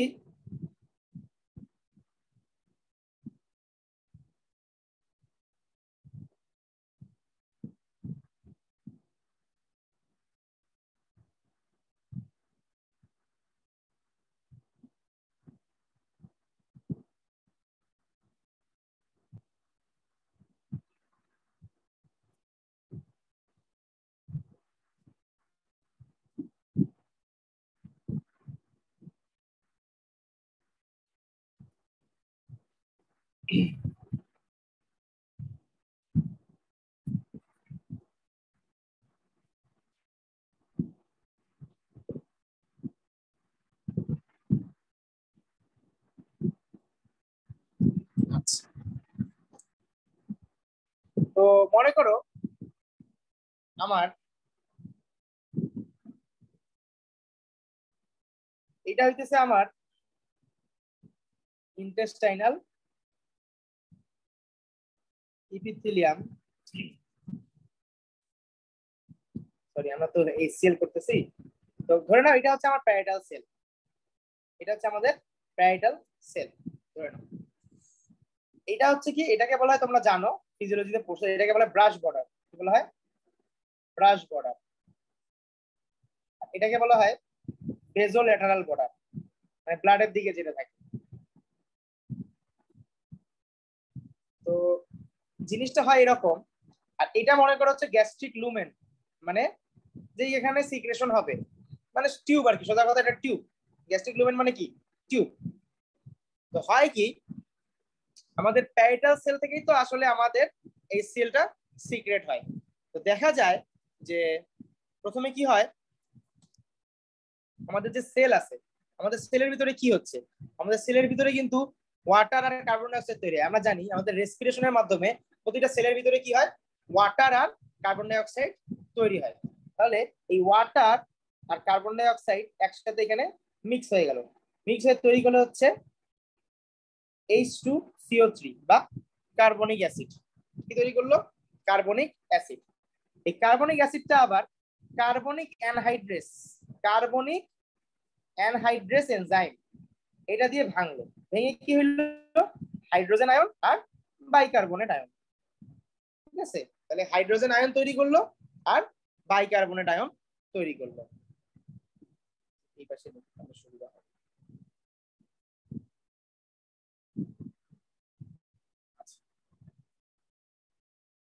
তো বাইকার্বনেট আয়ন আর হচ্ছে হাইড্রোজেন আয়ন তৈরি করলো।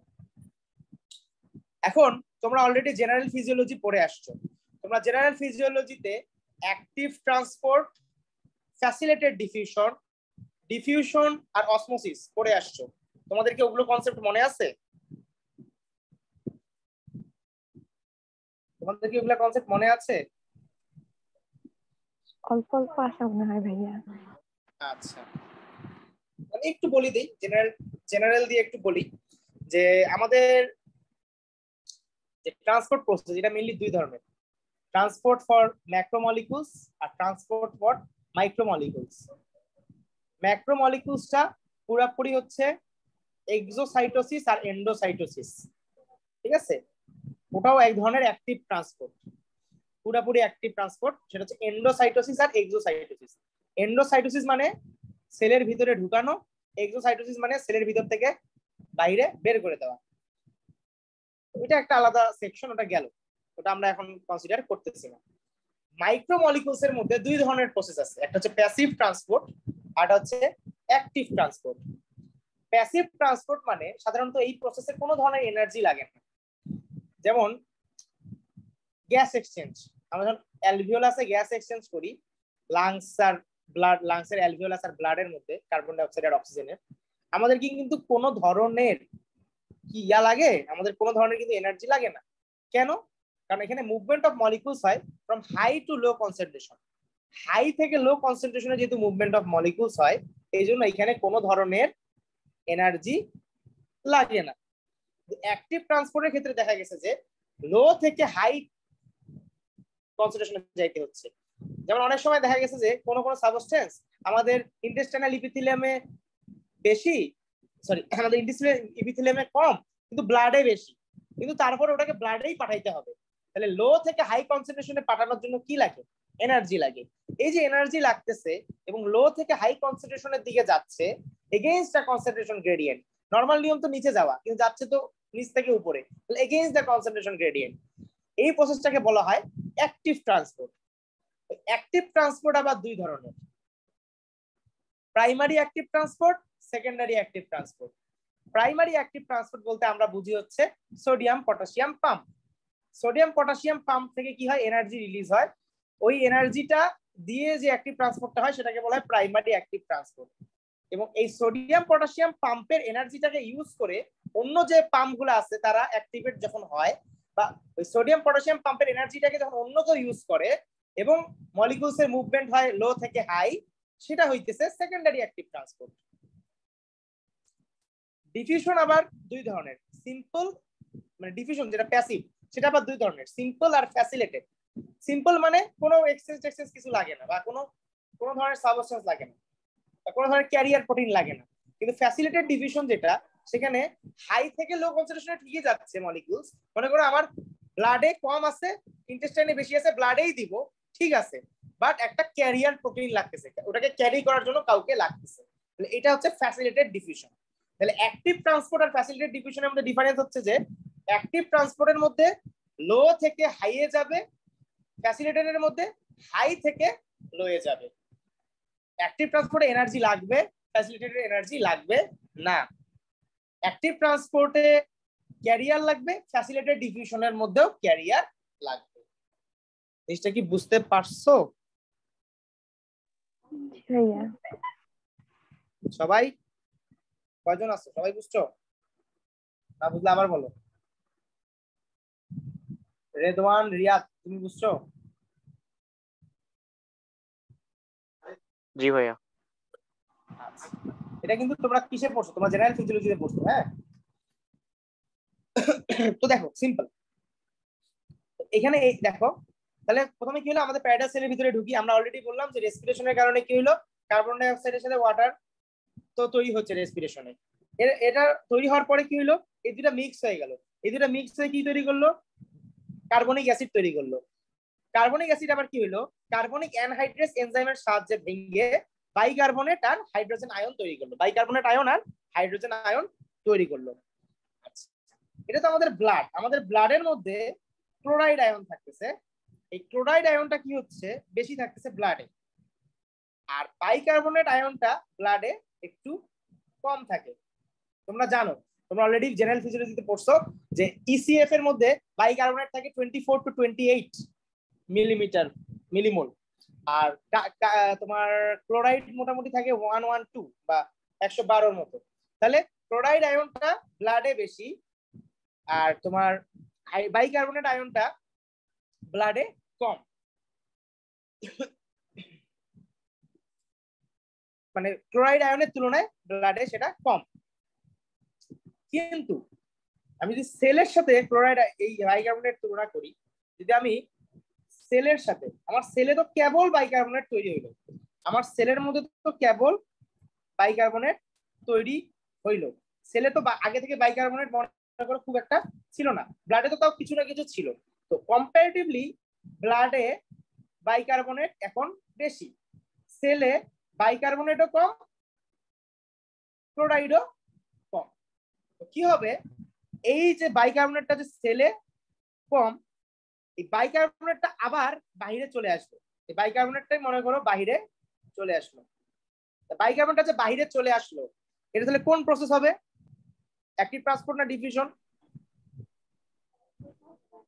অ্যাক্টিভ হবে, কারণ অ্যাক্টিভ ট্রান্সপোর্ট হবে, যেহেতু সেলে কম বাইরে বেশি, আমি আবার সেলের বাইরেই পাঠাচ্ছি, তাহলে সেটা হবে অ্যাক্টিভ ট্রান্সপোর্ট। এবং এই যে কাজটা হচ্ছে, এটা একটা ক্যারিয়ার ট্রান্সপোর্ট দিয়ে হচ্ছে, এটা হচ্ছে সাধারণত ক্লোরাইড বাইকার্বনেট ট্রান্সপোর্টার বা এই সেকেন্ডারি অ্যাক্টিভ ট্রান্সপোর্টের একটা এক্সাম্পল। সেকেন্ডারি অ্যাক্টিভ ট্রান্সপোর্ট আমি বলছি, সোডিয়াম পটাশিয়াম পাম্প বাদে যত ধরনের অ্যাক্টিভ ট্রান্সপোর্ট আছে সবই হচ্ছে secondary active transport. Secondary active transport আবার দুই ধরনের, সিমপোর্ট আর অ্যান্টিপোর্ট। সিমপোর্ট বা কো ট্রান্সপোর্ট মানে দুইটা মলিকুল একই দিকে যাবে, আর অ্যান্টিপোর্ট মানে একটা মলিকুল ভিতরে ঢুকবে আর একটা মলিকুল বাইরে হবে। তো মনে রাখবা, এই যে কো ট্রান্সপোর্ট যেটা বা সিমপোর্ট, সেটা যদি হয় তাহলে দুইটাই ভিতরে ঢুকবে অথবা দুইটাই বাইরে যাবে। যদি অ্যান্টিপোর্ট হয় বা কাউন্টার ট্রান্সপোর্ট হয়, তাহলে একটা ভিতরে ঢুকবে একটা বাইরে যাবে। তো এইখানে সাধারণত অ্যাক্টিভ ট্রান্সপোর্ট বা সেকেন্ডারি অ্যাক্টিভ ট্রান্সপোর্ট দিয়ে বের হয়ে চলে গেল বাইকার্বনেটটা। ক্লোরাইড আয়ন কি করলো, বাইরে বেশি ভিতরে এমনিতেই কম, ওবার কি করলো, ভিতরে ঢুকলো, তাহলে এটা কি হইলো বলো তো, ডিফিউশন না অ্যাক্টিভ ট্রান্সপোর্ট?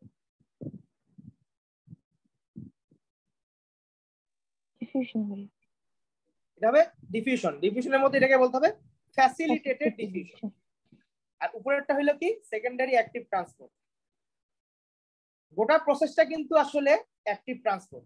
কারণ মনে রাখবা, যখন কোনো কিছুর অ্যাক্টিভ ট্রান্সপোর্ট হবে, যদি কাউন্টার বা কাউন্টার ট্রান্সপোর্টই হোক বা কো ট্রান্সপোর্টই হোক, মানে সিমপোর্টই হোক আর অ্যান্টিপোর্টই হোক, যখন একটা মলিকুলের তোমার অ্যাক্টিভ ট্রান্সপোর্ট হবে আর একটা মলিকুলের অটোমেটিকলি ফ্যাসিলিটেটেড ডিফিউশন হয়ে যায়। তো এই প্রসেসটা ওভারঅল হচ্ছে একটা অ্যান্টিপোর্ট। কেন অ্যান্টিপোর্ট বলা হচ্ছে, কারণ বা অ্যান্টিপোর্ট অথবা কাউন্টার ট্রান্সপোর্ট কেন বলা হচ্ছে, কারণ একদিক দিয়ে ক্লোরাইড বাইরে ভিতরে ঢুকতেছে, অন্যদিকে কার্বনেট বের হয়ে চলে যাচ্ছে। জিনিসটা কি বুঝতে পারছো? জি ভাইয়া। হ্যাঁ, তাহলে কি ওই যে ইন্টেস্টাইনাল সেলে যখন যে গ্লুকোজ অ্যামিনো অ্যাসিড যাচ্ছিল, ওইগুলোও তো সেম প্রসেস? হ্যাঁ, ওখানেও কিছু কিছু জায়গায় তোমাদের হচ্ছে কি বলে আছে, ফ্যাসিলিটি ডিফিউশন আছে, কিছু কিছু জায়গায় তোমার অ্যাক্টিভ ট্রান্সপোর্ট আছে। এটা নিয়ে আমরা ডিসকাস করবো সামনে। আচ্ছা, এখন যে ক্লোরাইড আয়নটা সেলের ভিতর ঢুকে গেল, এই ক্লোরাইড আয়নটা আবার হাইড্রোক্লোরিক অ্যাসিডের সাথে জয়েন হইল, জয়েন হয়ে এদিক দিয়ে বের হয়ে গ্যাস্ট্রিক লুমেনে চলে আসলো বা গ্যাস্ট্রিক লাইনের মধ্যে বা আমাদের গাটের মধ্যে চলে আসলো। এই যে হাইড্রোক্লোরিক অ্যাসিডটা যেই পাম্প দিয়ে বের হচ্ছে, এটাকে বলা হচ্ছে প্রোটন পাম্প। কি বলা হচ্ছে? প্রোটন পাম্প বা পিপি। কারণ হাইড্রোজেনের আরেকটা নাম তোমরা জানো, হাইড্রোজেন আয়নের আরেকটা নাম কি? প্রোটন না?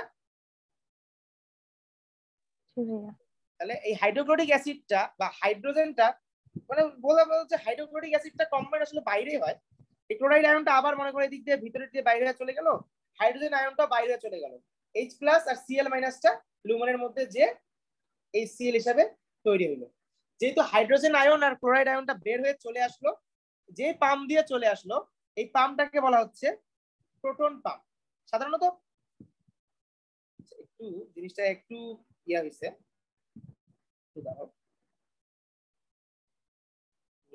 তাহলে তোমাদের জন্য ইজি হবে। মনে করো এখন আছে হাইড্রোজেন আয়ন আর ক্লোরাইড আয়ন, ক্লোরাইড আয়নটা সিম্পলি বাইরে চলে আসবে, আর প্রোটন পাম্প, প্রোটন যেহেতু মানে প্রোটন মানে যেহেতু হাইড্রোজেন, তাহলে শুধুমাত্র হাইড্রোজেনটা প্রোটন পাম্প দিয়ে বের হয়ে লুমেনে চলে আসবে। চলে আসার পরে হাইড্রোজেন আর ক্লোরাইডটা একসাথে মিলে হাইড্রোক্লোরিক অ্যাসিড তৈরি হবে, যেটা আলটিমেটলি সিক্রেটেড হয়ে যাবে, এবং এই পাম্পটাকে বলা হয় প্রোটন পাম্প। তাহলে অ্যাসিড সিক্রেশনের জন্য প্রোটন পাম্পটা ভেরি ভেরি ইম্পর্টেন্ট। অনেক সময় যখন আমাদের অ্যাসিডিটি হয় তখন আমরা কি খাই, PPI, proton pump inhibitor. Proton pump inhibitor, proton pump inhibitor মানে কি, এই পাম্পটাকে ক্লোজ করে দিবে। এই পাম্পটাকে যদি ক্লোজ করে দেয় তাহলে হাইড্রোজেন আর বাইরে আসতে পারবে না, তো ক্লোরাইড যতই বাইরে আসুক হাইড্রোজেনের সাথে আর কম্বাইন করতে পারবে না, তখন কি হবে, অ্যাসিডটা কম রিলিজ হবে, তখন আমাদের বুকে জ্বালা পোড়া কমে যাবে। এই জন্য আমরা পিপিআই দিয়ে কি করি, এটাকে আমরা বলি, সবাই বলি গ্যাসের ওষুধ। তোমরা অনেকগুলো নামে পাবা, ওমিপ্রাজল, ইসোমিপ্রাজল, র্যাবিপ্রাজল, প্যান্টোপ্রাজল, যত প্রাজল আছে সবগুলাই হচ্ছে পিপিআই বা প্রোটন পাম্প ইনহিবিটর। এদের কাজই হচ্ছে এই প্রোটন পাম্পটাকে বন্ধ করে দেওয়া, যাতে অ্যাসিডটা বেশি বেশি সিক্রেশন না হয় এবং জ্বালা পোড়াটা যাতে কমে যায়। তারপরও র্যাপিড যদি অনেকদিন ধরে প্রোটন পাম্প ইনহিবিটর ইউজ করলে দেখা যায় যে তখন সমস্যা হয়, কারণ অ্যাসিড না আসলে তো তোমার আবার, তুমি মনে করো এত বেশি প্রোটন পাম্প ইনহিবিটর নিছো যে তোমার এখন প্রোটন পাম্পটা বন্ধই হয়ে গেছে, তখন কি হবে, অ্যাসিড আর সিক্রেশনই হবে না।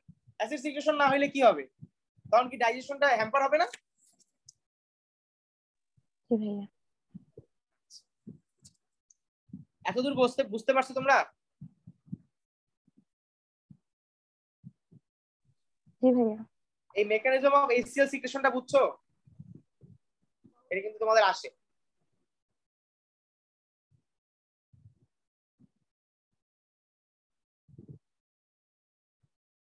আচ্ছা, এখন আসো অ্যালকালি টাইট। অ্যালকালি টাইট কাকে বলে?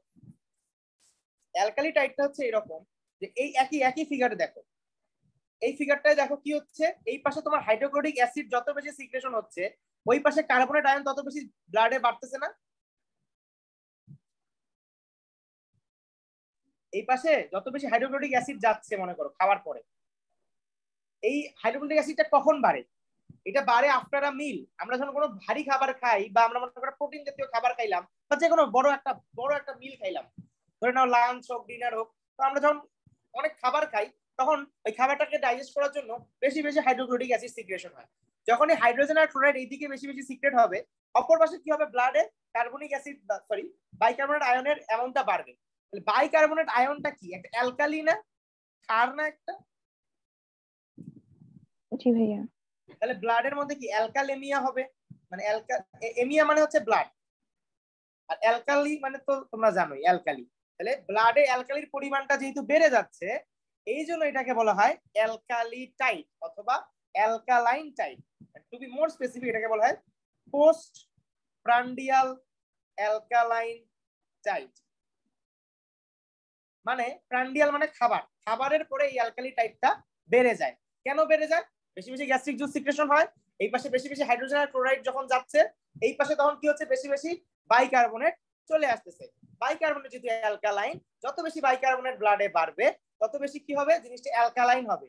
তো অনেক সময় কি হয়, এই এই বাইকার্বনেট এত বেশি বেড়ে যায়, যে অ্যালকালিটা এত বেশি বেড়ে যায় যে আমরা ইউরিন দিয়ে এটাকে এক্সট্রাক্ট করার চেষ্টা করি। আমাদের বডিতে তো অনেক কি আছে, বাফারিং সিস্টেম আছে, তাই না? আমাদের বডির মধ্যে অনেক বাফার আছে, তার মধ্যে ইউরিনের জন্য কিছু বাফার আছে, যে অ্যামোনিয়া বাফার টাফার গুলো আছে।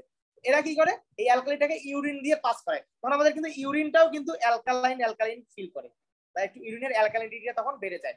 আমরা তো জানি নরমালি আমাদের ইউরিন হচ্ছে স্লাইটলি অ্যাসিডিক, কিন্তু এটা কি হয়ে যায়, যখন অ্যালকালাইন টাইড হয় তখন ইউরিনটা ওই সময়টার জন্য অ্যালকালাইন হয়। তো ইউরিন যখন অ্যালকালাইন হয়, ইউরিন দিয়ে অ্যালকালিটা বের হয়ে গেল, আমার বডিটা আবার নরমাল হয়ে গেল। তো খাবারের পরে যে অ্যালকালির একটা টাইড বা অ্যালকালির একটা ঝড় উঠে, এটাকে বলা হয় টাইড, মানে কি জোয়ার বা ঝড়।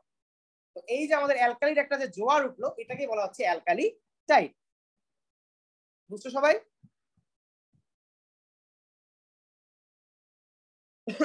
অ্যালকালি টাইড বুঝছো?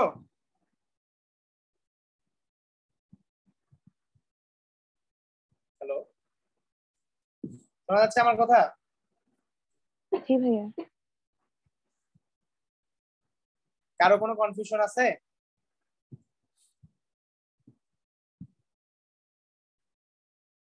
হ্যাঁ, বইয়ে বলতেছে যে 3 টাইমস এ ডে, মানে আফটার মিল নেওয়ার পরে মানে টাইটটা কি 3 বার বেশি হবে এরকম? আচ্ছা, 3 বার কেন বলা হয়েছে বইয়ে? তোমাদের বইয়ে 3 বার এই জন্য বলা হয়েছে কারণ আমরা হেভি মিল, বাঙালিরা হেভি মিল কখন করে? দুপুরে। নরমালি কয়বার খাও? 3 বার। 3 বার। 3 বার খাও বেশি করে, বাকি সময় তো কম খাও। স্ন্যাক্স তো অত বেশি খাওয়া হয় না। নরমালি মানুষ খায় কখন? ব্রেকফাস্ট, লাঞ্চ আর ডিনার। তাহলে এইখানে বেশি খাবার হয়, তাহলে ওখানে বেশি সিক্রেশন হবে। আর তুমি যদি মনে করো হ্যাঁ আমি 6 বারই বেশি খাই, সেটা তোমার আলাদা, যে যেভাবে খাবে। মানে এটার সাথে রিলেশন হচ্ছে যে হেভি মিল, ঠিক আছে? তো এখানে আইডিয়ালি বলা হয়েছে যে বাঙালিরা সাধারণত হেভি মিল খায় কয়বার? 3 বার। বুঝছো? জি ভাইয়া। এই রেদওয়ান রিয়া, তুমি বুঝছো? হ্যাঁ ভাইয়া। Importance of HCl and intrinsic factor of Castle. এটা আমি বলবো না, এটা তোমরাই বলো। বলো HCl এর ইম্পর্টেন্স কি?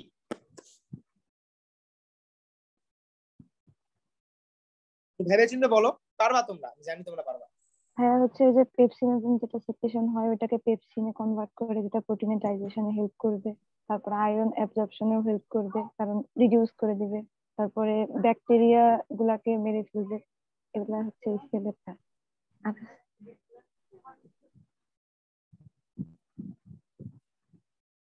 এগুলাই আর কি, আর তো কিছু নেই। তাহলে HCl এর ইম্পর্টেন্স হচ্ছে এগুলাই, যে একে তো অ্যাক্টিভেট করবে এনজাইমকে, আয়রন অ্যাবজর্পশনকে বাড়ায় দিবে। আয়রন অ্যাবজর্পশন বাড়াইলে কি হবে? অ্যানিমিয়া হওয়ার চান্স কমবে। তাহলে আমাদের অনেক সময় ব্যাকটেরিয়া থাকে, ব্যাকটেরিয়াকে কিল করবে। কারণ আমরা জানি আমাদের যে HCl সিক্রেট হয় এর কিন্তু পিএইচটা অনেক লো। পিএইচ লো মানে কি? এটা হাইলি অ্যাসিডিক। যে কোনো ব্যাকটেরিয়া বা যে কোনো ভাইরাস কিন্তু সহজে একে সহ্য করতে পারবে না। তাহলে এই সবগুলা করতেছে, তারপরে আবার ইনঅ্যাক্টিভেট এনজাইমকে অ্যাক্টিভেট করতেছে, যার কারণে কি ডাইজেশনেও হেল্প করতেছে। তো this are the importance of HCl। আর ইন্ট্রিনসিক ফ্যাক্টর অফ ক্যাসিলের ইম্পর্টেন্স আমি অলরেডি বলে দিছি। ভিটামিন B12 এর অ্যাবজর্পশন করে। ভিটামিন B12 কেন লাগে তোমরা অলরেডি জানো, maturation of DNA of red blood cell mainly. এটা না থাকলে কি হবে? না থাকলে হবে হচ্ছে পার্নিশিয়াস অ্যানিমিয়া। ঠিক আছে? জি ভাইয়া। এখন consequence of parietal cell failure. আমাদের hydrochloric acid, intrinsic factor of Castle সবগুলাই কিন্তু আমাদের কোথা থেকে তৈরি হচ্ছে? প্যারাইটাল সেলে তৈরি হচ্ছে। যদি কারো প্যারাইটাল সেল ফেইলিয়ার হয়, এখন কথা হচ্ছে প্যারাইটাল সেল ফেইলিয়ার কখন কখন হইতে পারে? মনে করো একটা মানুষের তুমি গ্যাস্ট্রেক্টমি করলা। গ্যাস্ট্রেক্টমি মানে হচ্ছে, গ্যাস্ট্রো মানে হচ্ছে স্টোমাক, স্টোমাকটা টমি মানে হচ্ছে কেটে ফেলা। কারণ তুমি স্টোমাক কেটে ফেললা, সেক্ষেত্রে কি হবে? তার প্যারাইটাল সেল স্বাভাবিকভাবে থাকবে না। সেক্ষেত্রে কিন্তু সে অনেকগুলো প্রবলেমে ভুগবে। একে তো তার HCl সিক্রেশন কম হবে, তারপরে ইন্ট্রিনসিক ফ্যাক্টর অফ ক্যাসেল কমে যাবে। আবার মনে করো যদি পুরো স্টোমাক কাটো তখন তো তোমার ওই পেপটিক সেল যেটা, ওখান থেকেও তো আবার পেপসিন কমে যাবে। তো পেপসিনটা না আমরা পরেই দেখলাম। আমাদের প্যারাইটাল সেল ফেইলিয়ার হয় তাহলে কি কি হইতে পারে? হাইড্রোক্লোরিক অ্যাসিড কমে যাবে, ইন্ট্রিনসিক ফ্যাক্টর অফ ক্যাসেল কমে যাবে। তাহলে আমাদের কি হবে? ডাইজেশনে সমস্যা হবে, আমাদের প্রোটিন ডাইজেশন ঠিক মতো হবে না, অনেক ব্যাকটেরিয়া গ্রো করতে পারবে। আবার কি ইন্ট্রিনসিক ফ্যাক্টর অফ ক্যাসেল যেহেতু নাই, তাহলে কি হবে না? তাহলে আমাদের অ্যানিমিয়া হইতে পারে। কি ধরনের অ্যানিমিয়া? Pernicious anaemia. আচ্ছা, এখন যেটা আছে সেটা হচ্ছে অ্যাক্লোরোহাইড্রিয়া কাকে বলে? অ্যাক্লোরোহাইড্রিয়া কাকে বলে আর হাইপোক্লোরোহাইড্রিয়া কাকে বলে? তো অ্যাক্লোরোহাইড্রিয়া, অ্যা মানে কি বলো তো? অ্যাবসেন্ট। অ্যাবসেন্ট মানে অ্যাবসেন্ট অফ HCl, মানে এমন অবস্থা হয়ে গেছে হাইড্রোক্লোরিক অ্যাসিড নাই, একদম নাই। আর হাইপো মানে কম, তার মানে হাইড্রোক্লোরিক অ্যাসিড আছে বাট সিক্রেশনটা অনেক কম। অ্যাক্লোরোহাইড্রিয়া হোক হাইপোক্লোরোহাইড্রিয়া হোক দুইটারই কি ওই যে একই সেম প্রবলেম, আয়রন অ্যাবজর্পশনের সমস্যা হবে, আবার কি হবে, আবার প্রোটিন ডাইজেশনের সমস্যা হবে। তাহলে এদের কি হবে, এদের হচ্ছে দেখবা যে ইয়া হয়, এটাকে বলে ব্লোটিং। দেখো অনেক সময় ঢেকুজ আসে না, ব্লড ঢেকুজ আসে, তাহলে ব্লোটিং হইতে পারে, তারপরে ইনডাইজেশন হইতে পারে, অনেক সময় জ্বালা পোড়া করতে পারে, মানে বার্নিং হইতে পারে, ঠিক আছে। অ্যাক্লোরোহাইড্রিয়াকে আবার অনেকে বলে অ্যাক্যালেশিয়া কার্ডিয়া, মানে বুকে ব্যথা করে। হ্যাঁ, যাদের অ্যাক্লোরোহাইড্রিয়া থাকে তাদের হচ্ছে বুকে ব্যথা করে, এই জন্য আসলে বলা হয়েছে অ্যাক্লেশিয়া কার্ডিয়া, অথবা অনেকে বলে অ্যাক্লেশিয়া গ্যাস্ট্রিয়া বলে। যাই হোক, তোমাদের বইয়ে গ্যাস্ট্রিয়া আছে, তোমরা গ্যাস্ট্রিয়াই পড়ো। ভাইয়া কজের ওখানে একটা দেওয়া আছে গ্যাস্ট্রিক অ্যাট্রফি, মানে কি সেলগুলা কাজ করবে না, মানে সিক্রেশন করবে না ঠিক মতো? গ্যাস্ট্রিক অ্যাট্রফি, অ্যাট্রফি মানে কি তিনটা জিনিস আছে, অ্যাট্রফি, এটা হচ্ছে হাইপারট্রফি।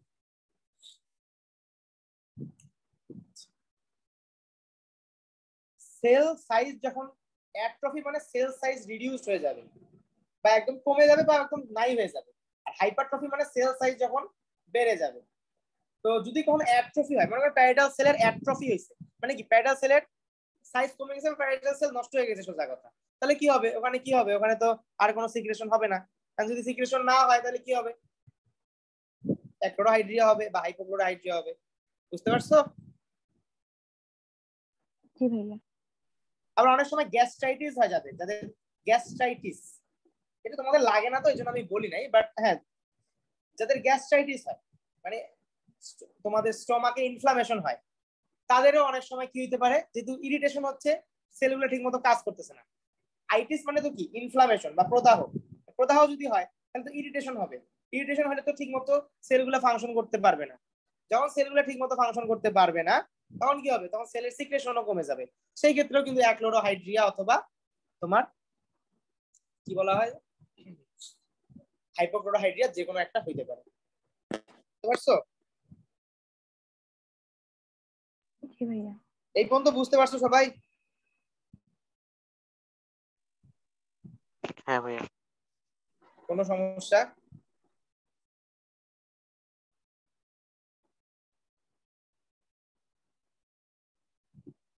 কারো কোনো সমস্যা থাকলে আমাকে বলো। এই যে অ্যালকালি টাইজের সময় একটা কথা বলছিলেন, পোস্টপ্রান্ডিয়াল অ্যালকালিমিয়া, এটা কেন বলা হয়? হ্যাঁ, ওই যে পোস্টপ্রান্ডিয়াল, ও পোস্টপ্রান্ডিয়াল, আচ্ছা যেটা তোমাকে বললাম, প্রান্ডিয়াল মানে খাওয়া, পোস্ট মানে পরে, মানে খাওয়ার পরে। আচ্ছা ভাইয়া। মানে এটা তো তোমার খাওয়ার পরে ছাড়া হবে না। এরপরে আসলে হচ্ছে হাইপার ক্লোরোহাইড্রিয়া। অনেক সময় হয়ে যায় কি HCl সিক্রেশন অনেক বেড়ে যায়, HCl সিক্রেশন অনেক বেড়ে যায়, অনেক বেড়ে গেলেও তো সমস্যা, ওই একই সিমটম দিবে। যদি অনেক বেড়ে যায় তাহলে কি হবে, বুকে জ্বালা পোড়া করবে, অ্যাসিডিটি হবে, বারবার ওই যে ভট একটা আসে না, বদ একটা ঢেকুজ আসবে, তারপরে তোমার জ্বলবে, গলাটা একদম জ্বালা পোড়া করবে, খারাপ লাগবে। তো জোলিঙ্গার এলিসন সিনড্রোম নামের একটা ডিজিজ আছে, এখানেই হয় কি গ্যাস্ট্রিনোমা হয়। গ্যাস্ট্রিনোমা মানে কি মনে রাখবা, যেখানেই ওমা দেখবা, ওমা মানে হচ্ছে টিউমার। তাহলে গ্যাস্ট্রিক টিউমার যদি হয়, টিউমার মানে কি, টিউমার মানে হচ্ছে র্যাপিডলি গ্রোয়িং সেল। তো গ্যাস্ট্রিক টিউমার মানে কি, স্টোমাকের ওখানে টিউমার হয়েছে, তাহলে স্টোমাকের জিনিসগুলো আরো বেশি বেশি বের হবে না, সিক্রেশন গুলো আরো বেড়ে যাবে না। তাহলে সিক্রেশন যদি বেড়ে যায় তাহলে হাইড্রোক্লোরিক অ্যাসিডও বেড়ে যাবে, হাইড্রোক্লোরিক অ্যাসিড যদি বেড়ে যায় তখন তো কি হবে, তখন ওই যে হাইপারক্লোরোহাইড্রিয়া হইতে পারে। তাহলে এই আর কি মোটামুটি তোমার অ্যাক্লোরোহাইড্রিয়া, মানে গ্যাস্ট্রিক জুসে এর বাইরে তেমন কিছু নাই, আর কন্ট্রোল গুলো তো আমরা বলবো। এরপরে প্যানক্রিয়াটিক জুস আর বাইল আর সাক্কাস এন্টেরিকাস, অনেক লং ক্লাস আছে আজকে। তো প্যানক্রিয়াটিক জুস, প্যানক্রিয়াটিক জুসের মধ্যে মেইনলি থাকে হচ্ছে এনজাইম। তো আগে তোমরা আমাকে বলো যে প্যানক্রিয়াস, প্যানক্রিয়াস কি মিক্সড গ্ল্যান্ড নাকি এন্ডোক্রাইন গ্ল্যান্ড নাকি exocrine gland? Mixed gland. Pancreas হচ্ছে মিক্সড গ্ল্যান্ড। কেন মিক্সড? কারণ এর এন্ডোক্রাইন এন্ডোক্রাইন বোথ ফাংশন আছে। এর এন্ডোক্রাইন ফাংশনটা কি, যে এন্ডোক্রাইন ফাংশন হচ্ছে এ হইতেছে ইনসুলিন, গ্লুকাগন এরকম হরমোন সিক্রেট করে। আবার এক্সোক্রাইন ফাংশন কি, এ হচ্ছে প্যানক্রিয়াটিক ডাক্ট দ্বারা প্যানক্রিয়াটিক জুস সিক্রেট করে, এই তো নাকি? জি ভাইয়া।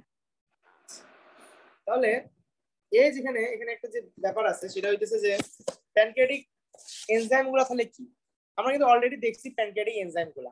তো প্যানক্রিয়াটিক এনজাইম গুলার মধ্যে আমরা অলরেডি দেখছি যে কিছু কমন এনজাইম আছে, যেমন আছে ট্রিপসিন, তারপর কার্বক্সিপেপটিডেস, তারপরে আছে হচ্ছে প্যানক্রিয়াটিক অ্যামাইলেস। আমরা অলরেডি কিন্তু নামগুলা পড়ে আসছি। তো সবগুলাই কি করে, যে যার নাম সেই অনুযায়ী কি করে, ডাইজেশনে হেল্প করে। যেমন ট্রিপসিন, ট্রিপসিনের কাজ হচ্ছে প্রোটিনকে ভাঙা। কার্বক্সিপেপটিডেস আমি আগে দেখালাম যে কার্বক্সিল গ্রুপগুলোকে ভেঙে দিবে, মানে এও প্রোটিনকে ভাঙবে। প্যানক্রিয়াটিক অ্যামাইলেস, এও কিন্তু ওই অ্যামাইলেসের স্যালাইভারি অ্যামাইলেস যা কাজ করেছিল এও কিন্তু ওই একই কাজ করবে। তাছাড়া প্যানক্রিয়াস জুসে প্রচুর পরিমাণে বাইকার্বনেট সিক্রেশন হয়, যেটার কারণে ওই যে গ্যাস্ট্রিক জুসের কি ছিল, হাইড্রোক্লোরিক অ্যাসিড ছিল, ওই অ্যাসিডটাকে নিউট্রালাইজ করতে হেল্প করে যাতে বাকি এনজাইমগুলো ঠিকমতো কাজ করতে পারে। তাহলে হাইড্রোক্লোরিক অ্যাসিডটাকে নিউট্রালাইজ করার জন্য প্যানক্রিয়াটিক জুসের মধ্যে আবার বাইকার্বনেট সিক্রেশনটা খুব ভালো হয়। তো প্যানক্রিয়াটিক জুসের সিক্রেশনটাকে আবার দুই ভাগে ভাগ করা হয়েছে। একটাকে বলা হয় একবলিক সিক্রেশন, আর একটাকে বলা হয় হাইড্রোলাইটিক সিক্রেশন।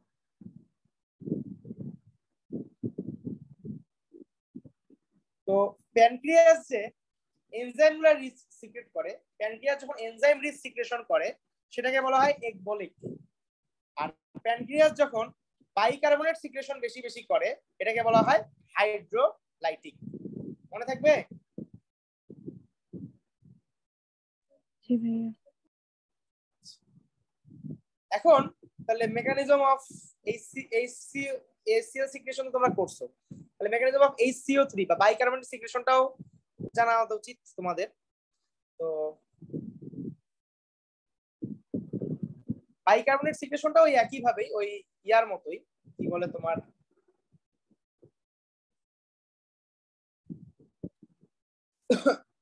আমরা যে ইয়া করছি তোমার হাইড্রোক্লোরিক অ্যাসিড অনেকটা ওই রকম, জাস্ট রিভার্স।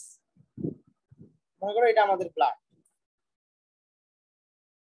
আর এখানে মনে করো ইন্টেস্টিনাল ইপিথেলিয়াম বা সরি প্যানক্রিয়াটিক ইপিথেলিয়াম দিলাম, এখানে লুমেন দিলাম, এটা হচ্ছে লুমেন।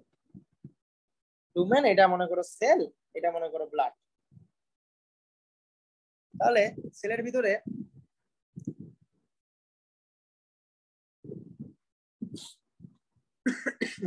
কার্বন ডাই অক্সাইড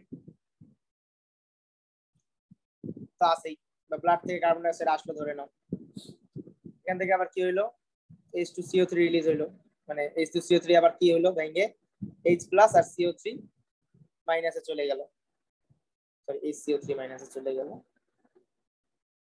ব্লাডে আমরা জানি প্রচুর পরিমাণে কি আছে, ব্লাডে প্রচুর পরিমাণে নাইট্রোজেন আছে, সরি সোডিয়াম আছে।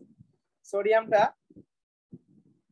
ভিতরে ঢুকলো, হাইড্রোজেনটাও আবার ভিতরে ঢুকতেছে, এবার এখানে তো রিলিজ হচ্ছে, আবার সরি হাইড্রোজেনটা আবার এদিকে চলে আসতেছে। তো এখানে দেখো আমাদের প্যানক্রিয়াটিক সেলের মধ্যে এখানেও একটা কি আছে, একটা ক্যারিয়ার প্রোটিন আছে, এখানেও একটা ক্যারিয়ার প্রোটিন আছে। এটা একটা অ্যান্টিপোটার, এটা একটা অ্যান্টিপোটার বা কাউন্টার ট্রান্সপোর্ট। তো যেখানে দেখা যাচ্ছে যে CO2 কার্বন ডাই অক্সাইড তো আসলে একটা গ্যাস, এর কিন্তু কোনো ক্যারিয়ার প্রোটিন লাগে না, এটা কিন্তু ব্লাডে ইজিলি চলে আসতে পারে ব্লাড থেকে সেলের ভিতরে, অথবা সেলের ভিতরে তো কার্বন ডাই অক্সাইড তৈরি হয়, ওয়াটার তো তৈরি হয়। এখানে আবার কার্বনিক অ্যানহাইড্রেস, আবার ওই কার্বন ডাই অক্সাইড আর ওয়াটার আবার যুক্ত হইলো, ওই আবার কার্বন ডাই অক্সাইড তৈরি হইলো, সরি কার্বনিক অ্যাসিড তৈরি হইলো, তারপর আবার কি হইলো, এখানে কার্বনিক অ্যানহাইড্রেস এনজাইম যেটা এটা আবার কাজে লাগবে, তাহলে কার্বনিক অ্যানহাইড্রেস এনজাইমটাও এখানে আসলো, এসে আবার কি করলো, হাইড্রোজেনে ভাঙিয়ে হাইড্রোজেন আর বাইকার্বনেট আয়ন তৈরি করলো। তারপরে বাইকার্বনেট আয়ন যেগুলা আবার এখানে আবার কি আছে আমাদের সোডিয়াম আয়ন আবার হাইড্রোজেন আয়ন। তো দেখা যাচ্ছে যে সোডিয়াম আয়নের কনসেন্ট্রেশনটা ব্লাডে বেশি, এখানে কম। সোডিয়াম আয়নটা ব্লাড থেকে এখানে আসতেছে, তাহলে এটা কোন ধরনের ডিফিউশন হবে, এটা হবে ফ্যাসিলিটেড ডিফিউশন করে নাও। ফ্যাসিলিটেড ডিফিউশন হইলো।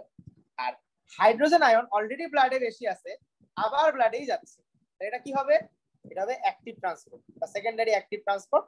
এবং টোটাল জিনিসটা হচ্ছে একটা অ্যান্টিপোর্ট। কেন অ্যান্টিপোর্ট? মানে হাইড্রোজেন বাইরে হচ্ছে, সোডিয়াম ভিতরে ঢুকতেছে। এই সোডিয়াম আবার এদিক দিয়েও আবার ক্যারিয়ার দিয়ে বের হয়ে চলে আসবে। তাহলে এটা পুরোপুরি ফ্যাসিলিটেড ডিফিউশনের পাথওয়েটাই ফলো করলো। এই বাইকার্বনেট আবার কি করবে? এখানে আরেকটা ট্রান্সপোর্টার আছে, ওই ট্রান্সপোর্টার দিয়ে আবার কি হবে? এই লুমেনেও কিন্তু বাইকার্বনেটের কনসেন্ট্রেশন সাধারণত বেশি থাকে, এবং বাইকার্বনেটটা সাধারণত এখানেও তোমার অ্যাক্টিভলি ট্রান্সপোর্ট হচ্ছে, এখানেও অ্যাক্টিভ ট্রান্সপোর্ট হচ্ছে। আর এই পাশে সোডিয়াম আর হাইড্রোজেনের তো অ্যান্টিপোর্ট তো চলতেই আছে। আর এই তো মোটামুটি যখন এই বাইকার্বনেটটা অ্যাক্টিভলি ট্রান্সপোর্ট হয়ে গেল, তার মানে কি আমাদের এখানে লুমেনের মধ্যে অলরেডি সে সিক্রেট হয়ে চলে আসলো। এই বাইকার্বনেটটাই পরে আবার যখন কোনো কিছু প্যানক্রিয়াসের কোনো সিক্রেশন আসলো বা ইন্টেস্টাইনের মধ্যে যখন কোনো কিছু আসলো, প্যানক্রিয়াটিক জুসটা কিন্তু কাজ করে কিন্তু তোমার ইন্টেস্টাইনের ভিতরে, কারণ প্যানক্রিয়াটিক জুসটা প্যানক্রিয়াসে তৈরি হইলো, হয়ে আবার প্যানক্রিয়াটিক ডাক দিয়ে ইন্টেস্টাইনে চলে আসলো। তো যাই হোক, যখন কোনো খাবার আবার তখন ইয়াতে আসলো, ইন্টেস্টাইনে আসলো, তখন এই প্যানক্রিয়াটিক জুসের যে বাইকার্বনেটটা আছে ওই খাবারটাকে নিউট্রালাইজ করে দিল, কারণ ওটা তো উপর দিয়ে হচ্ছে তোমার স্টোমাক থেকে আসছে। স্টোমাক থেকে আসার মানে কি, স্টোমাকে তো একটা অ্যাসিডিক কন্ডিশন এসেছিল, মানে অ্যাসিডিক কন্ডিশনটাকে আমাকে কি করতে হবে? নিউট্রালাইজ করতে হবে। নিউট্রালাইজ করার জন্য কি করতেছে? প্যানক্রিয়াসটা বাইকার্বনেট সিক্রেশন করতেছে। প্রসেসটা বুঝতে পারছো তো?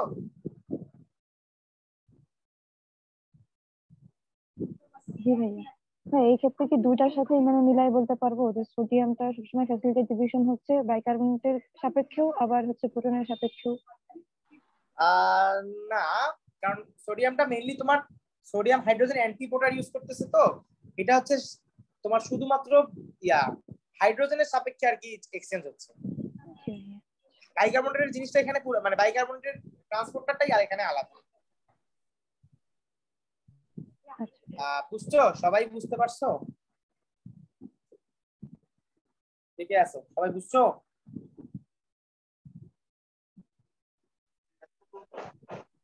হ্যাঁ ভাইয়া। আচ্ছা, সাইফুর রহমান, শান্তা, তোমরা বুঝছো? সাইফুর রহমান আছো? জি ভাইয়া বুঝছি। জি ভাইয়া। ক্লাস অনেক লেংদি হয়ে যাচ্ছে তোমাদের, অবশ্য টুমটুম ধরছে, আবার ওয়ার্ল্ড কাপও চলতেছে। যাই হোক, পানি টানি খায় না।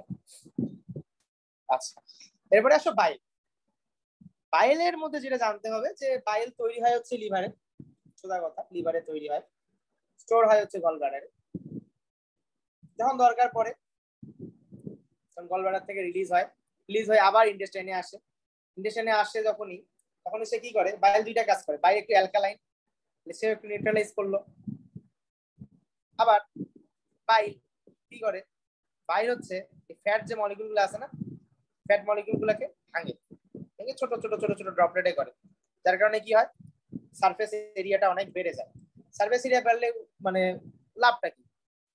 সারফেস এরিয়া বাড়লে লাভ হচ্ছে লাইপেজ টাইপের যে এনজাইম গুলো আছে, এগুলো যত এনজাইম যত সারফেস দিবা তত ভালো কাজ করবে, লাইপেজটা অ্যাক্টস নাইসলি, আরো সুন্দরভাবে কাজ করবে। তাহলে এই যে প্রসেসটা হইলো, এই যে সারফেস এরিয়াটা যে বাড়ায় দিল বা ভাঙলো, ব্রেকডাউন করলো, ফ্যাট ড্রপলেট বা ফ্যাট গুলাকে ছোট ছোট ড্রপলেটে ভাঙলো, এটাকে বলা হয় ইমালসিফিকেশন। বাইল যে ইমালসিফিকেশন করতেছে, এই ইমালসিফিকেশন করার কারণেই কিন্তু it is called digestive juice, even though it does not contain any enzyme. যদিও এর কোনো এনজাইম নাই, তাও কিন্তু সে ডাইজেস্টিভ জুস হিসেবে গণ্য হচ্ছে। তাছাড়া বাইলের সাধারণত কোলেস্ট্রল থেকে তৈরি হয়, অনেক কিছু আছে, এগুলা করতে পারো, বাট মেইন কনসেপ্ট হচ্ছে বাইলের এইটা। বাইলের ফাংশন গুলো আমি বললাম। বাইলের সাথে কিছু বাইল সল্টও রিলিজ হয়। এই সল্ট গুলো মোটামুটি হচ্ছে তোমার কোলেস্ট্রলকে সলিউবলাইজ করে, এবং তোমার বাইলেরও কাজ হচ্ছে কোলেস্ট্রলকে সলিউবলাইজ করা, এবং কোলেস্ট্রল যেন কোনো স্টোন ফর্ম না হয়, এটা কিন্তু বাইলের কাজ। বাইল অনেক কাজই করতে পারে, তার মধ্যে একটা হচ্ছে তোমার ইমালসিফিকেশন করা, একটা হচ্ছে তোমার নিউট্রালাইজ করা, আবার কোলেস্ট্রলকে সে মনে করো সলিউবল করতে পারে। তাছাড়া আমাদের যে ফ্যাট সলিউবল ভিটামিন আছে না, ফ্যাট সলিউবল ভিটামিনের নাম তোমরা জানো, এ ডি ই কে। এগুলাকেও কিন্তু সলিউবল করা, মানে এগুলাকেও একটা মিডিয়াম, এই বাইলের মধ্যেই কিন্তু আসলে এরা ডিজলভ হয়। তো সবগুলোই হচ্ছে বাইলের কাজ। বাইলের অনেক গুরুত্ব আছে, এই জন্য বাইলটাকে কখনোই অবহেলা করা যাবে না। তোমাদের বইয়ে মানে এবিসি তে দেখবা যে বাইলের ওই লিভার বাইল আর কোলেস্ট্রল বাইলের কিছু ডিফারেন্স দেওয়া আছে। তো ডিফারেন্স গুলো আসলে কি, তো এটা মনে রাখবা যে লিভার থেকে যখন গল ব্লাডারে যাচ্ছে তখন বাইলটা তো স্টোর হচ্ছে। স্টোর হইতে গেলে কি হবে, ওকে কনসেন্ট্রেটেড হইতে হবে না বেশি? জি ভাইয়া। তাহলে সাধারণত দেখা যায় যে 20 ফোল্ডস পর্যন্ত কনসেন্ট্রেট হয়, 10 to 20 ফোল্ডস, মানে 10 থেকে 20 গুণ কনসেন্ট্রেটেড হয়। যখনই কনসেন্ট্রেটেড হবে পানি তো অটোমেটিক্যালি কমে যাবে। তাহলে লিভার বাইলের থেকে গল ব্লাডারের বাইলের পানি কম, কনসেন্ট্রেশন বেশি। কনসেন্ট্রেশন বেশি মানে সলিডও বেশি, এবং মোটামুটি বাইলের পিগমেন্ট, কোলেস্ট্রল, ফসফোলিপিড যা যা আছে সবকিছু এখানে বেড়ে যাবে। তাহলে লিভার বাইল আর গল ব্লাডার বাইলের ডিফারেন্স কি কি? লিভার বাইলের থেকে গল ব্লাডার বাইলে পানি কম, কনসেন্ট্রেশন বেশি, এবং শতগুলা সাবস্টেন্স আছে, সবগুলা সাবস্টেন্সের কনসেন্ট্রেশনই ওখানে বেড়ে যাবে। বুঝতে পারছো সবাই? জি কারো কোনো কনফিউশন আছে এই পর্যন্ত? ভাইয়া, একটা আগের কোশ্চেন ছিল এখানে, যে হাইপোক্লোরাইড্রিয়া যখন বললেন, তো ওইটার ক্ষেত্রে কি পারনিশাস অ্যানিমিয়া হওয়ার সুযোগ আছে কখনো? কারণ পারনিশাস অ্যানিমিয়া তো ইন্ট্রিনসিক ফ্যাক্টর না সুযোগ থাকার আছে কারণে। বলতে পার্নিশিয়াস এনিমিয়া না হলেও, কারণ হাইপোক্লোরাইড্রিয়া যদি প্যারাইটাল সেল ফেলিয়ারের কারণে হয়, প্যারাইটাল সেলের ফেলিয়ার যদি হয়, সেই ক্ষেত্রে তোমার intrinsic factor of castle affected হইতে পারে। যদি না হয় এফেক্টেড, তাহলে পার্নিশিয়াস এনিমিয়া হবে না। কিন্তু যদি এফেক্টেড হয়, সাধারণত হওয়ার কথা, তখন পার্নিশিয়াস এনিমিয়া হবে। আর এমনি যদি হাইপোক্লোরাইড্রিয়া হয় বাট অন্য iron parietal sell deficiency anaemia হবে। এফেক্টেড না হয়, সেই ক্ষেত্রে আয়রন অ্যাবজর্পশন কমে যাবে, যার কারণে অন্য ধরনের এনিমিয়া, আয়রন ডেফিসিয়েন্সি এনিমিয়া হইতে পারে। তাহলে হাইড্রোক্লোরিক অ্যাসিডের ডেফিসিয়েন্সির কারণে কিন্তু আয়রন ডেফিসিয়েন্সি এনিমিয়া হইতে পারে। বুঝছো তুমি নিশি? জি ভাইয়া, ভাইয়া এক্সাম্পলটা দেওয়া আছে পারনিশিয়াস অ্যানিমিয়া, ওই জন্য। হতে পারে, ওই যে, কারণ একটা হইলে তো তোমার সবগুলোই হওয়ার কথা না, হতে পারে, জি ভাইয়া। না হওয়ার চান্স এমন না যে হবেই না, হতে পারে। আচ্ছা, সাক্কাস এন্টেরিকাস বা ইন্টেস্টাইনাল জুস, এখানে কি আছে? ওই যে ম্যালটেজ, ল্যাকটেজ, এই ওই যা আছে সবগুলো এখানে আছে। এবং এই সাক্কাস এন্টেরিকাসের মধ্যে যে এনজাইমগুলো আছে, এটা প্লাস প্যানক্রিয়াটিক জুসের যে এনজাইমগুলো আছে, এগুলো মিলেই কিন্তু আলটিমেট ডাইজেশনটাকে কমপ্লিট করতেছে। মনে করো তোমার কাছে স্টার্চকে ডাইজেস্ট করে তুমি ম্যালটোজ বানাইলা, ওই ম্যালটোজটাকে ডাইজেস্ট করার জন্য যে ম্যালটেজ লাগে ওটা এখানে আছে, এবং ওটা কি করে দিল, গ্লুকোজ কনভার্ট করে দিল। বা মনে করো তুমি ল্যাকটোজ খাইছো, ও ওখানে কি দিল, ল্যাকটেজ দিল, আইসে ওইটাকে মনে করো কনভার্ট করে দিল। এগুলা কিন্তু হচ্ছে মোটামুটি সাক্কাস এন্টেরিকাসের কাজ। সাক্কাস এন্টেরিকাসের মধ্যে মেইনলি, সাক্কাস এন্টেরিকাস না, আমাদের ডাইজেস্টিভ ট্র্যাক্টে বিভিন্ন জায়গায় কি হয় আমরা তো অলরেডি দেখছি, যে জাইমোজেন তৈরি হয়। কি তৈরি হয়? জাইমোজেন তৈরি হয়। জাইমোজেন্স গুলো আসলে কি? আমরা যদি চিন্তা করি, আমাদের জাইমোজেন্স অনেক কয়টা আছে। প্রথমেই আছে হচ্ছে পেপসিনোজেন, অলরেডি আমরা পড়ে ফেলছি পেপসিনোজেন। পেপসিনোজেন একটা জাইমোজেন, মানে ইনঅ্যাক্টিভ এনজাইম। এটার অ্যাক্টিভেটর হচ্ছে হাইড্রোক্লোরিক অ্যাসিড। এটা কোথায় আছে? গ্যাস্ট্রিক জুসে, তাই না? আর পেপসিনোজেনে যখন পেপসিনে কনভার্ট হয়ে যায়, তখন পেপসিন ইটসেলফ ক্যাটালিস্ট হিসেবে কাজ করে আবার। মানে যখন একবার পেপসিনল দিয়ে পেপসিন হয়ে গেল, ফার্দার পেপসিনে কনভার্ট করার জন্য পেপসিন হাইড্রোক্লোরিক অ্যাসিডের সাথে সাথে নিজেও কাজ করে। তাহলে এটাকে বলা হয়, যেহেতু নিজে নিজে কাজ করতেছে, এটাকে বলা হয় সেলফ ক্যাটালাইসিস। অটো ক্যাটালাইসিস বলতে পারো, অনেকে অটো ক্যাটালাইসিস বলে। তাছাড়া আছে হচ্ছে তোমার ট্রিপসিনোজেন।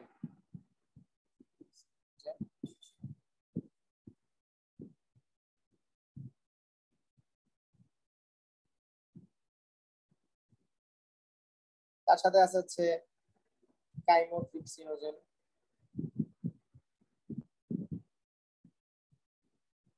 আরো আছে প্রোকার্বক্সিপেপটিডেজ, প্রোকোলিপেজ।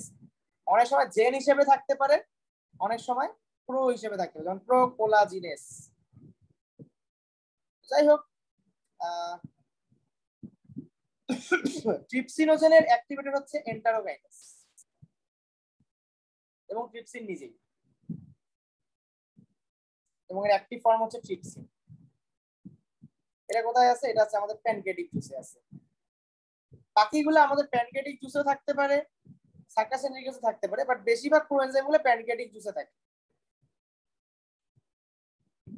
এবং এই সবগুলার অ্যাক্টিভেটর হচ্ছে ট্রিপসিন, অ্যাক্টিভেটর হচ্ছে ট্রিপসিন। বাকি যতগুলো আছে সবগুলোর অ্যাক্টিভেটর হচ্ছে ট্রিপসিন। এবং ওখান থেকে ওর বিভিন্ন নতুন নতুন রূপে ফর্ম করবে। প্রো কোলাজিনেস থেকে কোলাজিনেস হবে, কাইমোট্রিপসিনোজেন থেকে কাইমোট্রিপসিন হবে, এই আর কি। এগুলাকে বলা হয় আসলে জাইমোজেন। জাইমোজেন মানে ইনঅ্যাক্টিভ ফর্ম অফ এনজাইমস।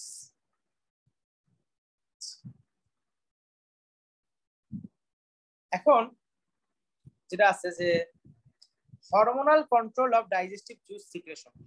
আমাদের বইয়ে অনেক কয়টা হরমোন আছে, সবগুলা চাইলে পড়তে পারো, বাট সবগুলা তোমাদের জন্য অতটা ইম্পর্টেন্ট না, বাট কিছু আছে তোমাদের জন্য খুবই ইম্পর্টেন্ট। একটা তার মধ্যে হচ্ছে গ্যাস্ট্রিন একটা, তারপরে আছে সেক্রেটিন আছে, তারপরে আছে হচ্ছে কোলেসিস্টোকাইনিন। আচ্ছা, এগুলা কিন্তু তোমাদের ফিজিওলজিতেও ছিল। তোমার কি ফিজিওলজিতে এখনো মনে হয় ওইদিকে যায় নাই না? ফিজিওলজিতে কি গেছে ওটা তোমাদের এখনো? জিআইটি তে এখনো যায়নি। তো ইম্পর্টেন্ট হরমোনাল কন্ট্রোল তোমাদের বইয়ের মধ্যে দেওয়া আছে। তার মধ্যে বেশি ইম্পর্টেন্ট হচ্ছে এই তিনটা, গ্যাস্ট্রিন, সিক্রেটিন, কোলেসিস্টোকাইনিন। আরো আছে সোমাটোস্ট্যাটিন আছে, এটাও ইম্পর্টেন্ট, বাট ইজ ইম্পর্টেন্ট না তা না। বাকিগুলা খুব বেশি তোমাদের জন্য অতটা ইম্পর্টেন্ট না। আরো আছে জিআইপি আছে, ভিআইপি আছে, gastric inhibitory peptide, vaso active intestinal peptide. অতটা ইম্পর্টেন্ট না, বেশি ইম্পর্টেন্ট হচ্ছে গ্যাস্ট্রিন। আচ্ছা, গ্যাস্ট্রিন বলতো, গ্যাস্ট্রিন নাম শুনে কি মনে হচ্ছে, এর কাজ কি হইতে পারে? যে গ্যাস্ট্রিক যে জুস আছে সেটাকে সিক্রেশনকে বাড়াবে। হ্যাঁ, ভেরি গুড। গ্যাস্ট্রিন কখন তাহলে বাড়বে, মানে কখন সিক্রেশন বাড়বে গ্যাস্ট্রিনের?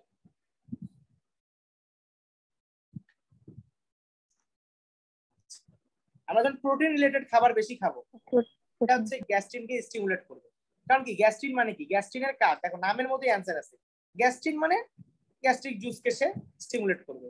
গ্যাস্ট্রিক জুসের মধ্যে কি আছে? হাইড্রোক্লোরিক অ্যাসিড আছে, আর গ্যাস্ট্রিক যে বাকি যে কম্পোনেন্ট গুলো আছে, পেপসিন, পেপসিনোজেন।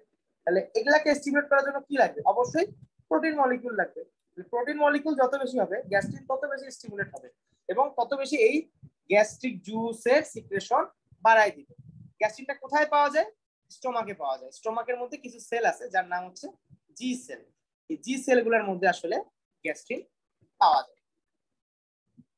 এরপরে আসো সেক্রেটিন।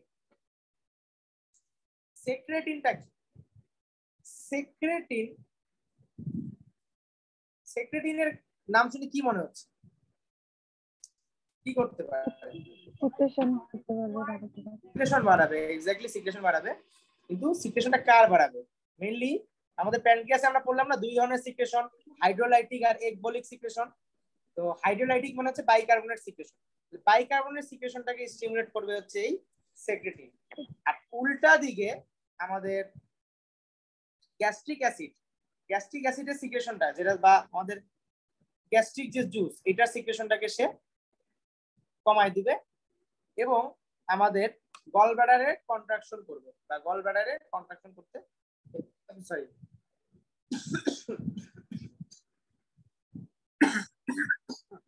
আমাদের গল ব্লাডারের যে বাইল সিক্রেশন হবে, এই গল ব্লাডারের বাইল সিক্রেশনকে সে বাড়ায় দিবে। সাধারণত জেজুনাম, ডিউডেনাম এগুলা জায়গাতে এটা পাওয়া যায়।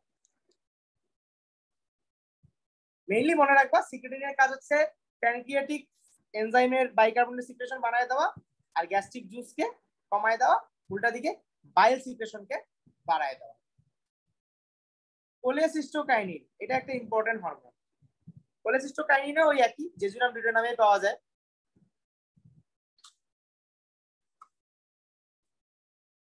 এবং এর কাজ হচ্ছে এ যেমন ছিল বাইকার্বনেট সিক্রেশন অফ প্যানক্রিয়াস, এ হচ্ছে এনজাইম বা একবলিক বা enzyme rich secretion of pancreas বাড়ায় দিবে, এবং এও গ্যাস্ট্রিক জুসকে কমায় দিবে, এবং এ গল ব্লাডারকে কন্ট্রাক্ট করাবে, কন্ট্রাকশন বাড়ায় দিবে। লাস্টে আসলে হচ্ছে সোমাটোস্ট্যাটিন। সোমাটোস্ট্যাটিনের কাজ হচ্ছে, এটা হচ্ছে আমাদের জিআইটি তে সোমাটোস্ট্যাটিন প্যানক্রিয়াসে থাকে, আবার অন্য জায়গাতেও থাকতে পারে। তো জিআইটির মধ্যে কিছু আছে ডি সেল বা ডেল্টা সেল, এই সেলগুলো থেকে আসলে সোমাটোস্ট্যাটিন তৈরি হয়। এবং সোমাটোস্ট্যাটিন মেইনলি করে কি, আমাদের শত কিছু আছে, সে প্যানক্রিয়াটিক সিক্রেশন হোক,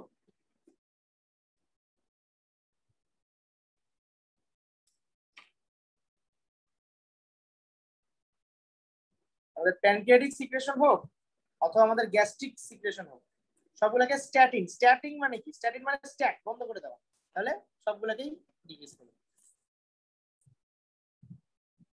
এই সবগুলোকে বলা হয় লোকাল হরমোন। কেন বলা হয় লোকাল হরমোন? কারণ ওরা নরমালি হরমোনের কাজ হচ্ছে যেখানে সিক্রেট হবে ওখান থেকে দূরে কোথাও কাজ করবে। যেমন পিটুইটারি গ্ল্যান্ড থেকে যে সিক্রেশন গুলো হয়, যেমন মনে করো এফএসএইচ বা এলএইচ, এগুলা কিন্তু কাজ করে একদম রিপ্রোডাক্টিভ অর্গানে, কত দূর ডিস্টেন্স। কিন্তু জিআইটির যে হরমোন গুলো আছে এগুলা জিআইটি তেই তৈরি হয় এবং জিআইটি তেই ইউজ হয়, এই জন্য এদেরকে বলা হয় local hormones of GIT. Function গুলা বুঝতে পারছো? জি ভাই। কারো কোনো কনফিউশন? আচ্ছা, এত দূর যে পড়ানো হইলো, এই পড়াগুলো নিয়ে কারো কোনো কনফিউশন আছে? থাকলে আমাকে একটু বলো। আর ডাইজেশন এন্ড অ্যাবজর্পশন ইন্ডিভিজুয়াল গুলার আমি এখন যাচ্ছি না, কারণ অনেক লেংদি হয়ে যাচ্ছে তোমাদের ক্লাস। আমরা নেক্সট ক্লাসে ইনশাআল্লাহ করব। এগুলাতে কারো কোনো প্রবলেম আছে কি আমাকে বলো।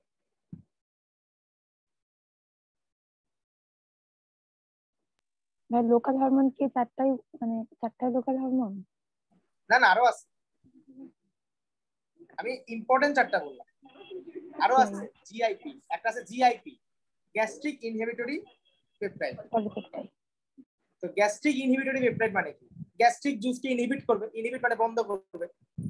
আরটা আছে ভ্যাসো অ্যাক্টিভ ইন্টেস্টাইনাল পেপটাইড। এটা কি করে? এটা হচ্ছে তোমার প্যানক্রিয়াটিক সিক্রেশনকে বাড়ায় আর তোমার গ্যাস্ট্রিক সিক্রেশনকে কমায়। এটাই।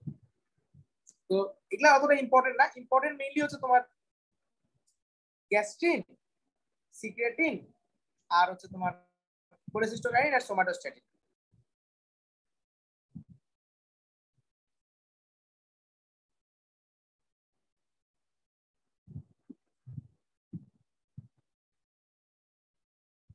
এগুলোতে আর কারো কোনো প্রবলেম আছে?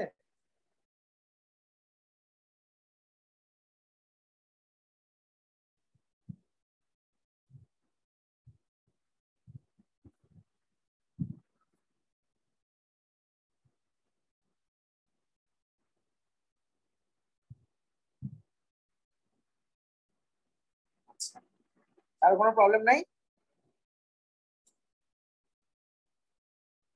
একটা ছোট একটা কথা বলার বাকি ছিল, একটু বলে দিই, যে গ্যাস্ট্রিন আর কোলেসিস্টোকাইনিন সিসিকে, এদেরকে বলা হয় গ্যাস্ট্রিন ফ্যামিলি।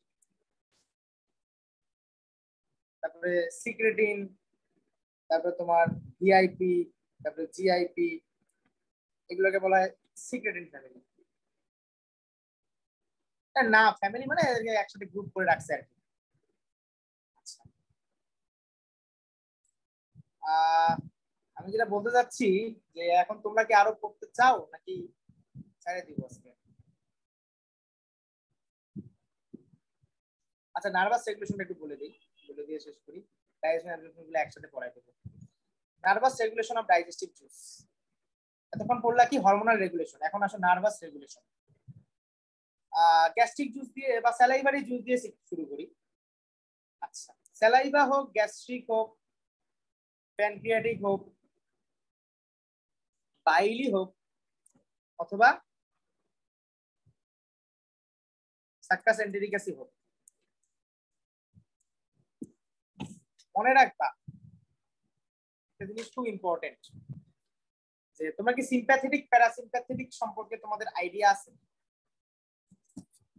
সিম্প্যাথেটিক আর প্যারাসিম্প্যাথেটিক সম্পর্কে কি তোমাদের আইডিয়া আছে? না থাকলে বলো, একটু বুঝাই দেব।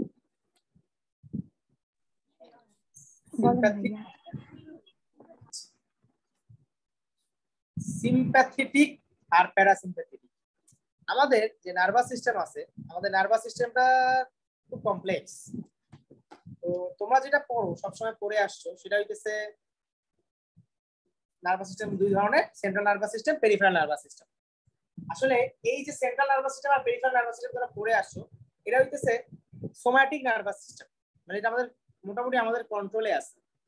আর একটা নার্ভাস সিস্টেম আছে, সেটা হইতেছে অটোনমিক নার্ভাস সিস্টেম বা ANS, autonomic nervous system. Autonomic মানে একদম অটোমেটিক, এটা আমাদের এর প্রতি কোনো কন্ট্রোলই নেই। অটোনমিক নার্ভাস সিস্টেমের দুইটা পার্ট হচ্ছে সিম্প্যাথেটিক নার্ভাস সিস্টেম আর প্যারাসিম্প্যাথেটিক নার্ভাস সিস্টেম। তো সিম্প্যাথেটিক নার্ভাস সিস্টেমটাকে বলা হয় যে এটা হচ্ছে এক্সিলেটরি, সবকিছুকে বাড়ায় দেয়। আর প্যারাসিম্প্যাথেটিককে বলা হয় এটা সবকিছুকে কমায় দেয়। তার মানে বলা যায় যে সিম্প্যাথেটিক নার্ভাস সিস্টেম হচ্ছে তোমাদের হরমোন অ্যাড্রেনালিন বা এপিনেফ্রিন যে তোমরা পড়ছো, অ্যাড্রেনালিনের মতো কাজ করে আর কি। আর প্যারাসিম্প্যাথেটিকে কাজ করে হচ্ছে নিউরোট্রান্সমিটার বা হরমোন অ্যাসিটাইল কোলাইন। তো এক্সিলারেটর মানে স্টিমুলেটরি, সোজা কথা। সিম্প্যাথেটিক নার্ভাস সিস্টেম, মনে করো তোমার পিছনে আমি একটা কুকুর দৌড়াই দিয়ে দিচ্ছি, মনে করো তুমি হাঁটতেছো, তোমার পিছনে একটা কুকুর দৌড়াচ্ছে, কি হবে বলো তো? হার্টবিট বাড়বে না কমবে? বাড়বে ভাইয়া। বাড়বে। ব্রেথিং রেট, শ্বাস প্রশ্বাস বাড়বে না কমবে? বাড়বে। পায়খানা পেশাব কি চাপ দিবে তখন? না ভাইয়া, দিবে না। চোখ কি বড় হয়ে যাবে না? দৃষ্টিশক্তি তখন দেখবা না বেশি করে যে কি হচ্ছে আশেপাশে, চোখটা কি অ্যালার্ট হয়ে যাবে না? হ্যাঁ ভাইয়া। ঘুম খারাপ হয়ে যাবে না গায়ের?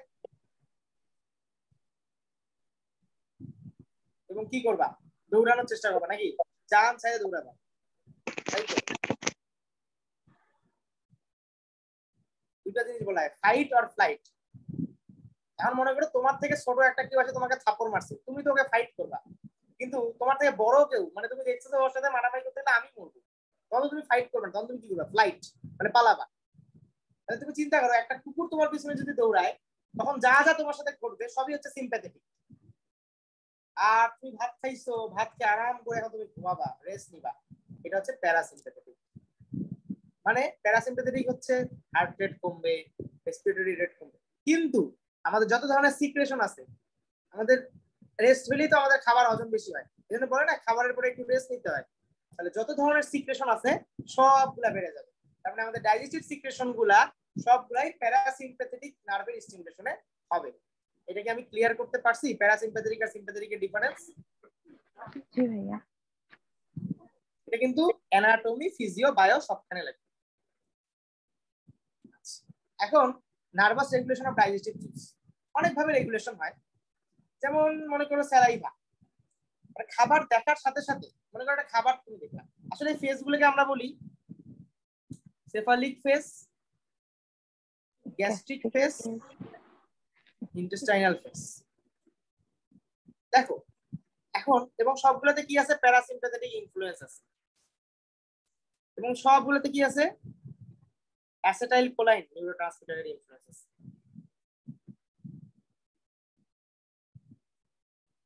সেফালিক ফেস, বাসায় আম্মু খুব সুন্দর করে ইলিশ মাছ রান্না করছে, মাথায় চিন্তা করতেই তো স্যালাইভেশন হয়, তাই না? দেখলেই তো মনে হয় যে আরে বাপ রে, জিভা একদম পানি চলে আসে।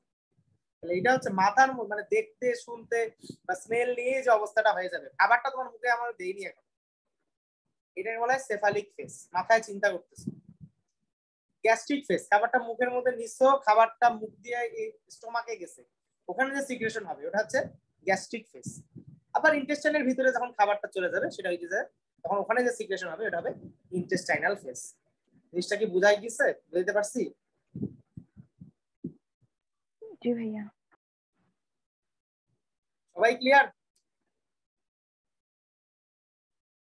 যারা যারা আসছো সবাই কি ক্লিয়ার? জি ভাইয়া। ঠিক আছে, আজকে তাহলে এই পর্যন্ত ছেড়ে দিই। হ্যাঁ, 11:30 বাজে, অনেক দেরি হয়ে গেছে আজকে, একটু জি দেরি ভাইয়া করে ছেড়ে দেন। আমাদের তো মনে হয় 2 ঘন্টার মতো হয়ে গেল। তো নেক্সট দিনে আমরা হচ্ছে ডাইজেশন গুলা শেষ করব, আর মেটাবলিজম নিয়ে হালকা পাতলা কথা বলবো। আর মেটাবলিক ডিজিজ নিয়ে কথাগুলা তোমাদের লেটার ক্লাস যেগুলা 7, 8, 9, 10 যে ক্লাসগুলো এগুলাতে হবে। আমার হচ্ছে 19 তারিখ থেকে সেকেন্ড প্রফ, এই জন্য আসলে আমি বেশি ক্লাস তোমাদের নিতে পারতেছি না। তো যাই হোক, দোয়া করবো আমার জন্য। তোমাদের নেক্সট ক্লাসটা আমার সাথে হবে আরেকটা পরের শুক্রবারে ইনশাআল্লাহ।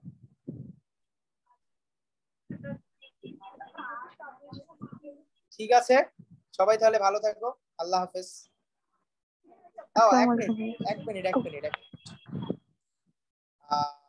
তোমরা তোমাদের যদি ক্লাসের যদি ভালো লেগে থাকে আর কি, তোমরা একটু কষ্ট করে যদি পারো যে ক্লাসে যেগুলো পড়ানো হইলো নোট করে, হালকা ছোটখাটো একটা নোট বা কোনো একটা টপিকের উপর, পুরোটা নোট করতে হবে এমন কোনো কথা না, পুরোটা ছোট টপিক বা পুরোটাও যদি চাও করতে পারো তোমাদেরই লাভ, করে মেইন গ্রুপে একটু পোস্ট দিতে পারো। আর তোমাদের হচ্ছে হয়তো বা ব্লাইন্ড ফর্ম থাকবে, ওখানে তোমরা আমাদের ক্লাস কিভাবে ইমপ্রুভ করা যায় বা ক্লাস ভালো লাগছে কিনা বা ক্লাস বুঝতে পারছো কি পারো নাই এগুলো সম্পর্কে একটু আমাদেরকে রিভিউ দিবা। তাহলে আমরা আমাদের ক্লাসগুলো আসলে একটু বেটার ওয়েতে তোমাদের কাছে রিপ্রেজেন্ট করার চেষ্টা করবো, আর আমাদের ল্যাকিংস গুলো আমরা বুঝতে পারবো। ঠিক আছে? জি ভাইয়া। আচ্ছা, ভালো থাকো সবাই, আল্লাহ হাফেজ।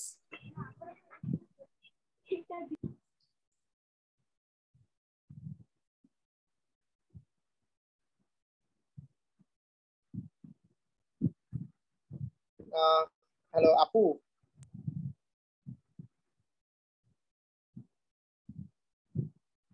আহ, আপু আছেন? অফ করে দিতে পারেন। নিম আপু,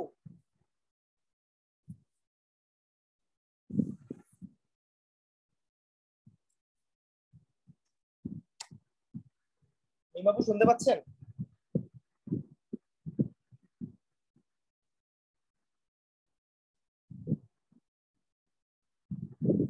হ্যালো হ্যালো মিম আপু।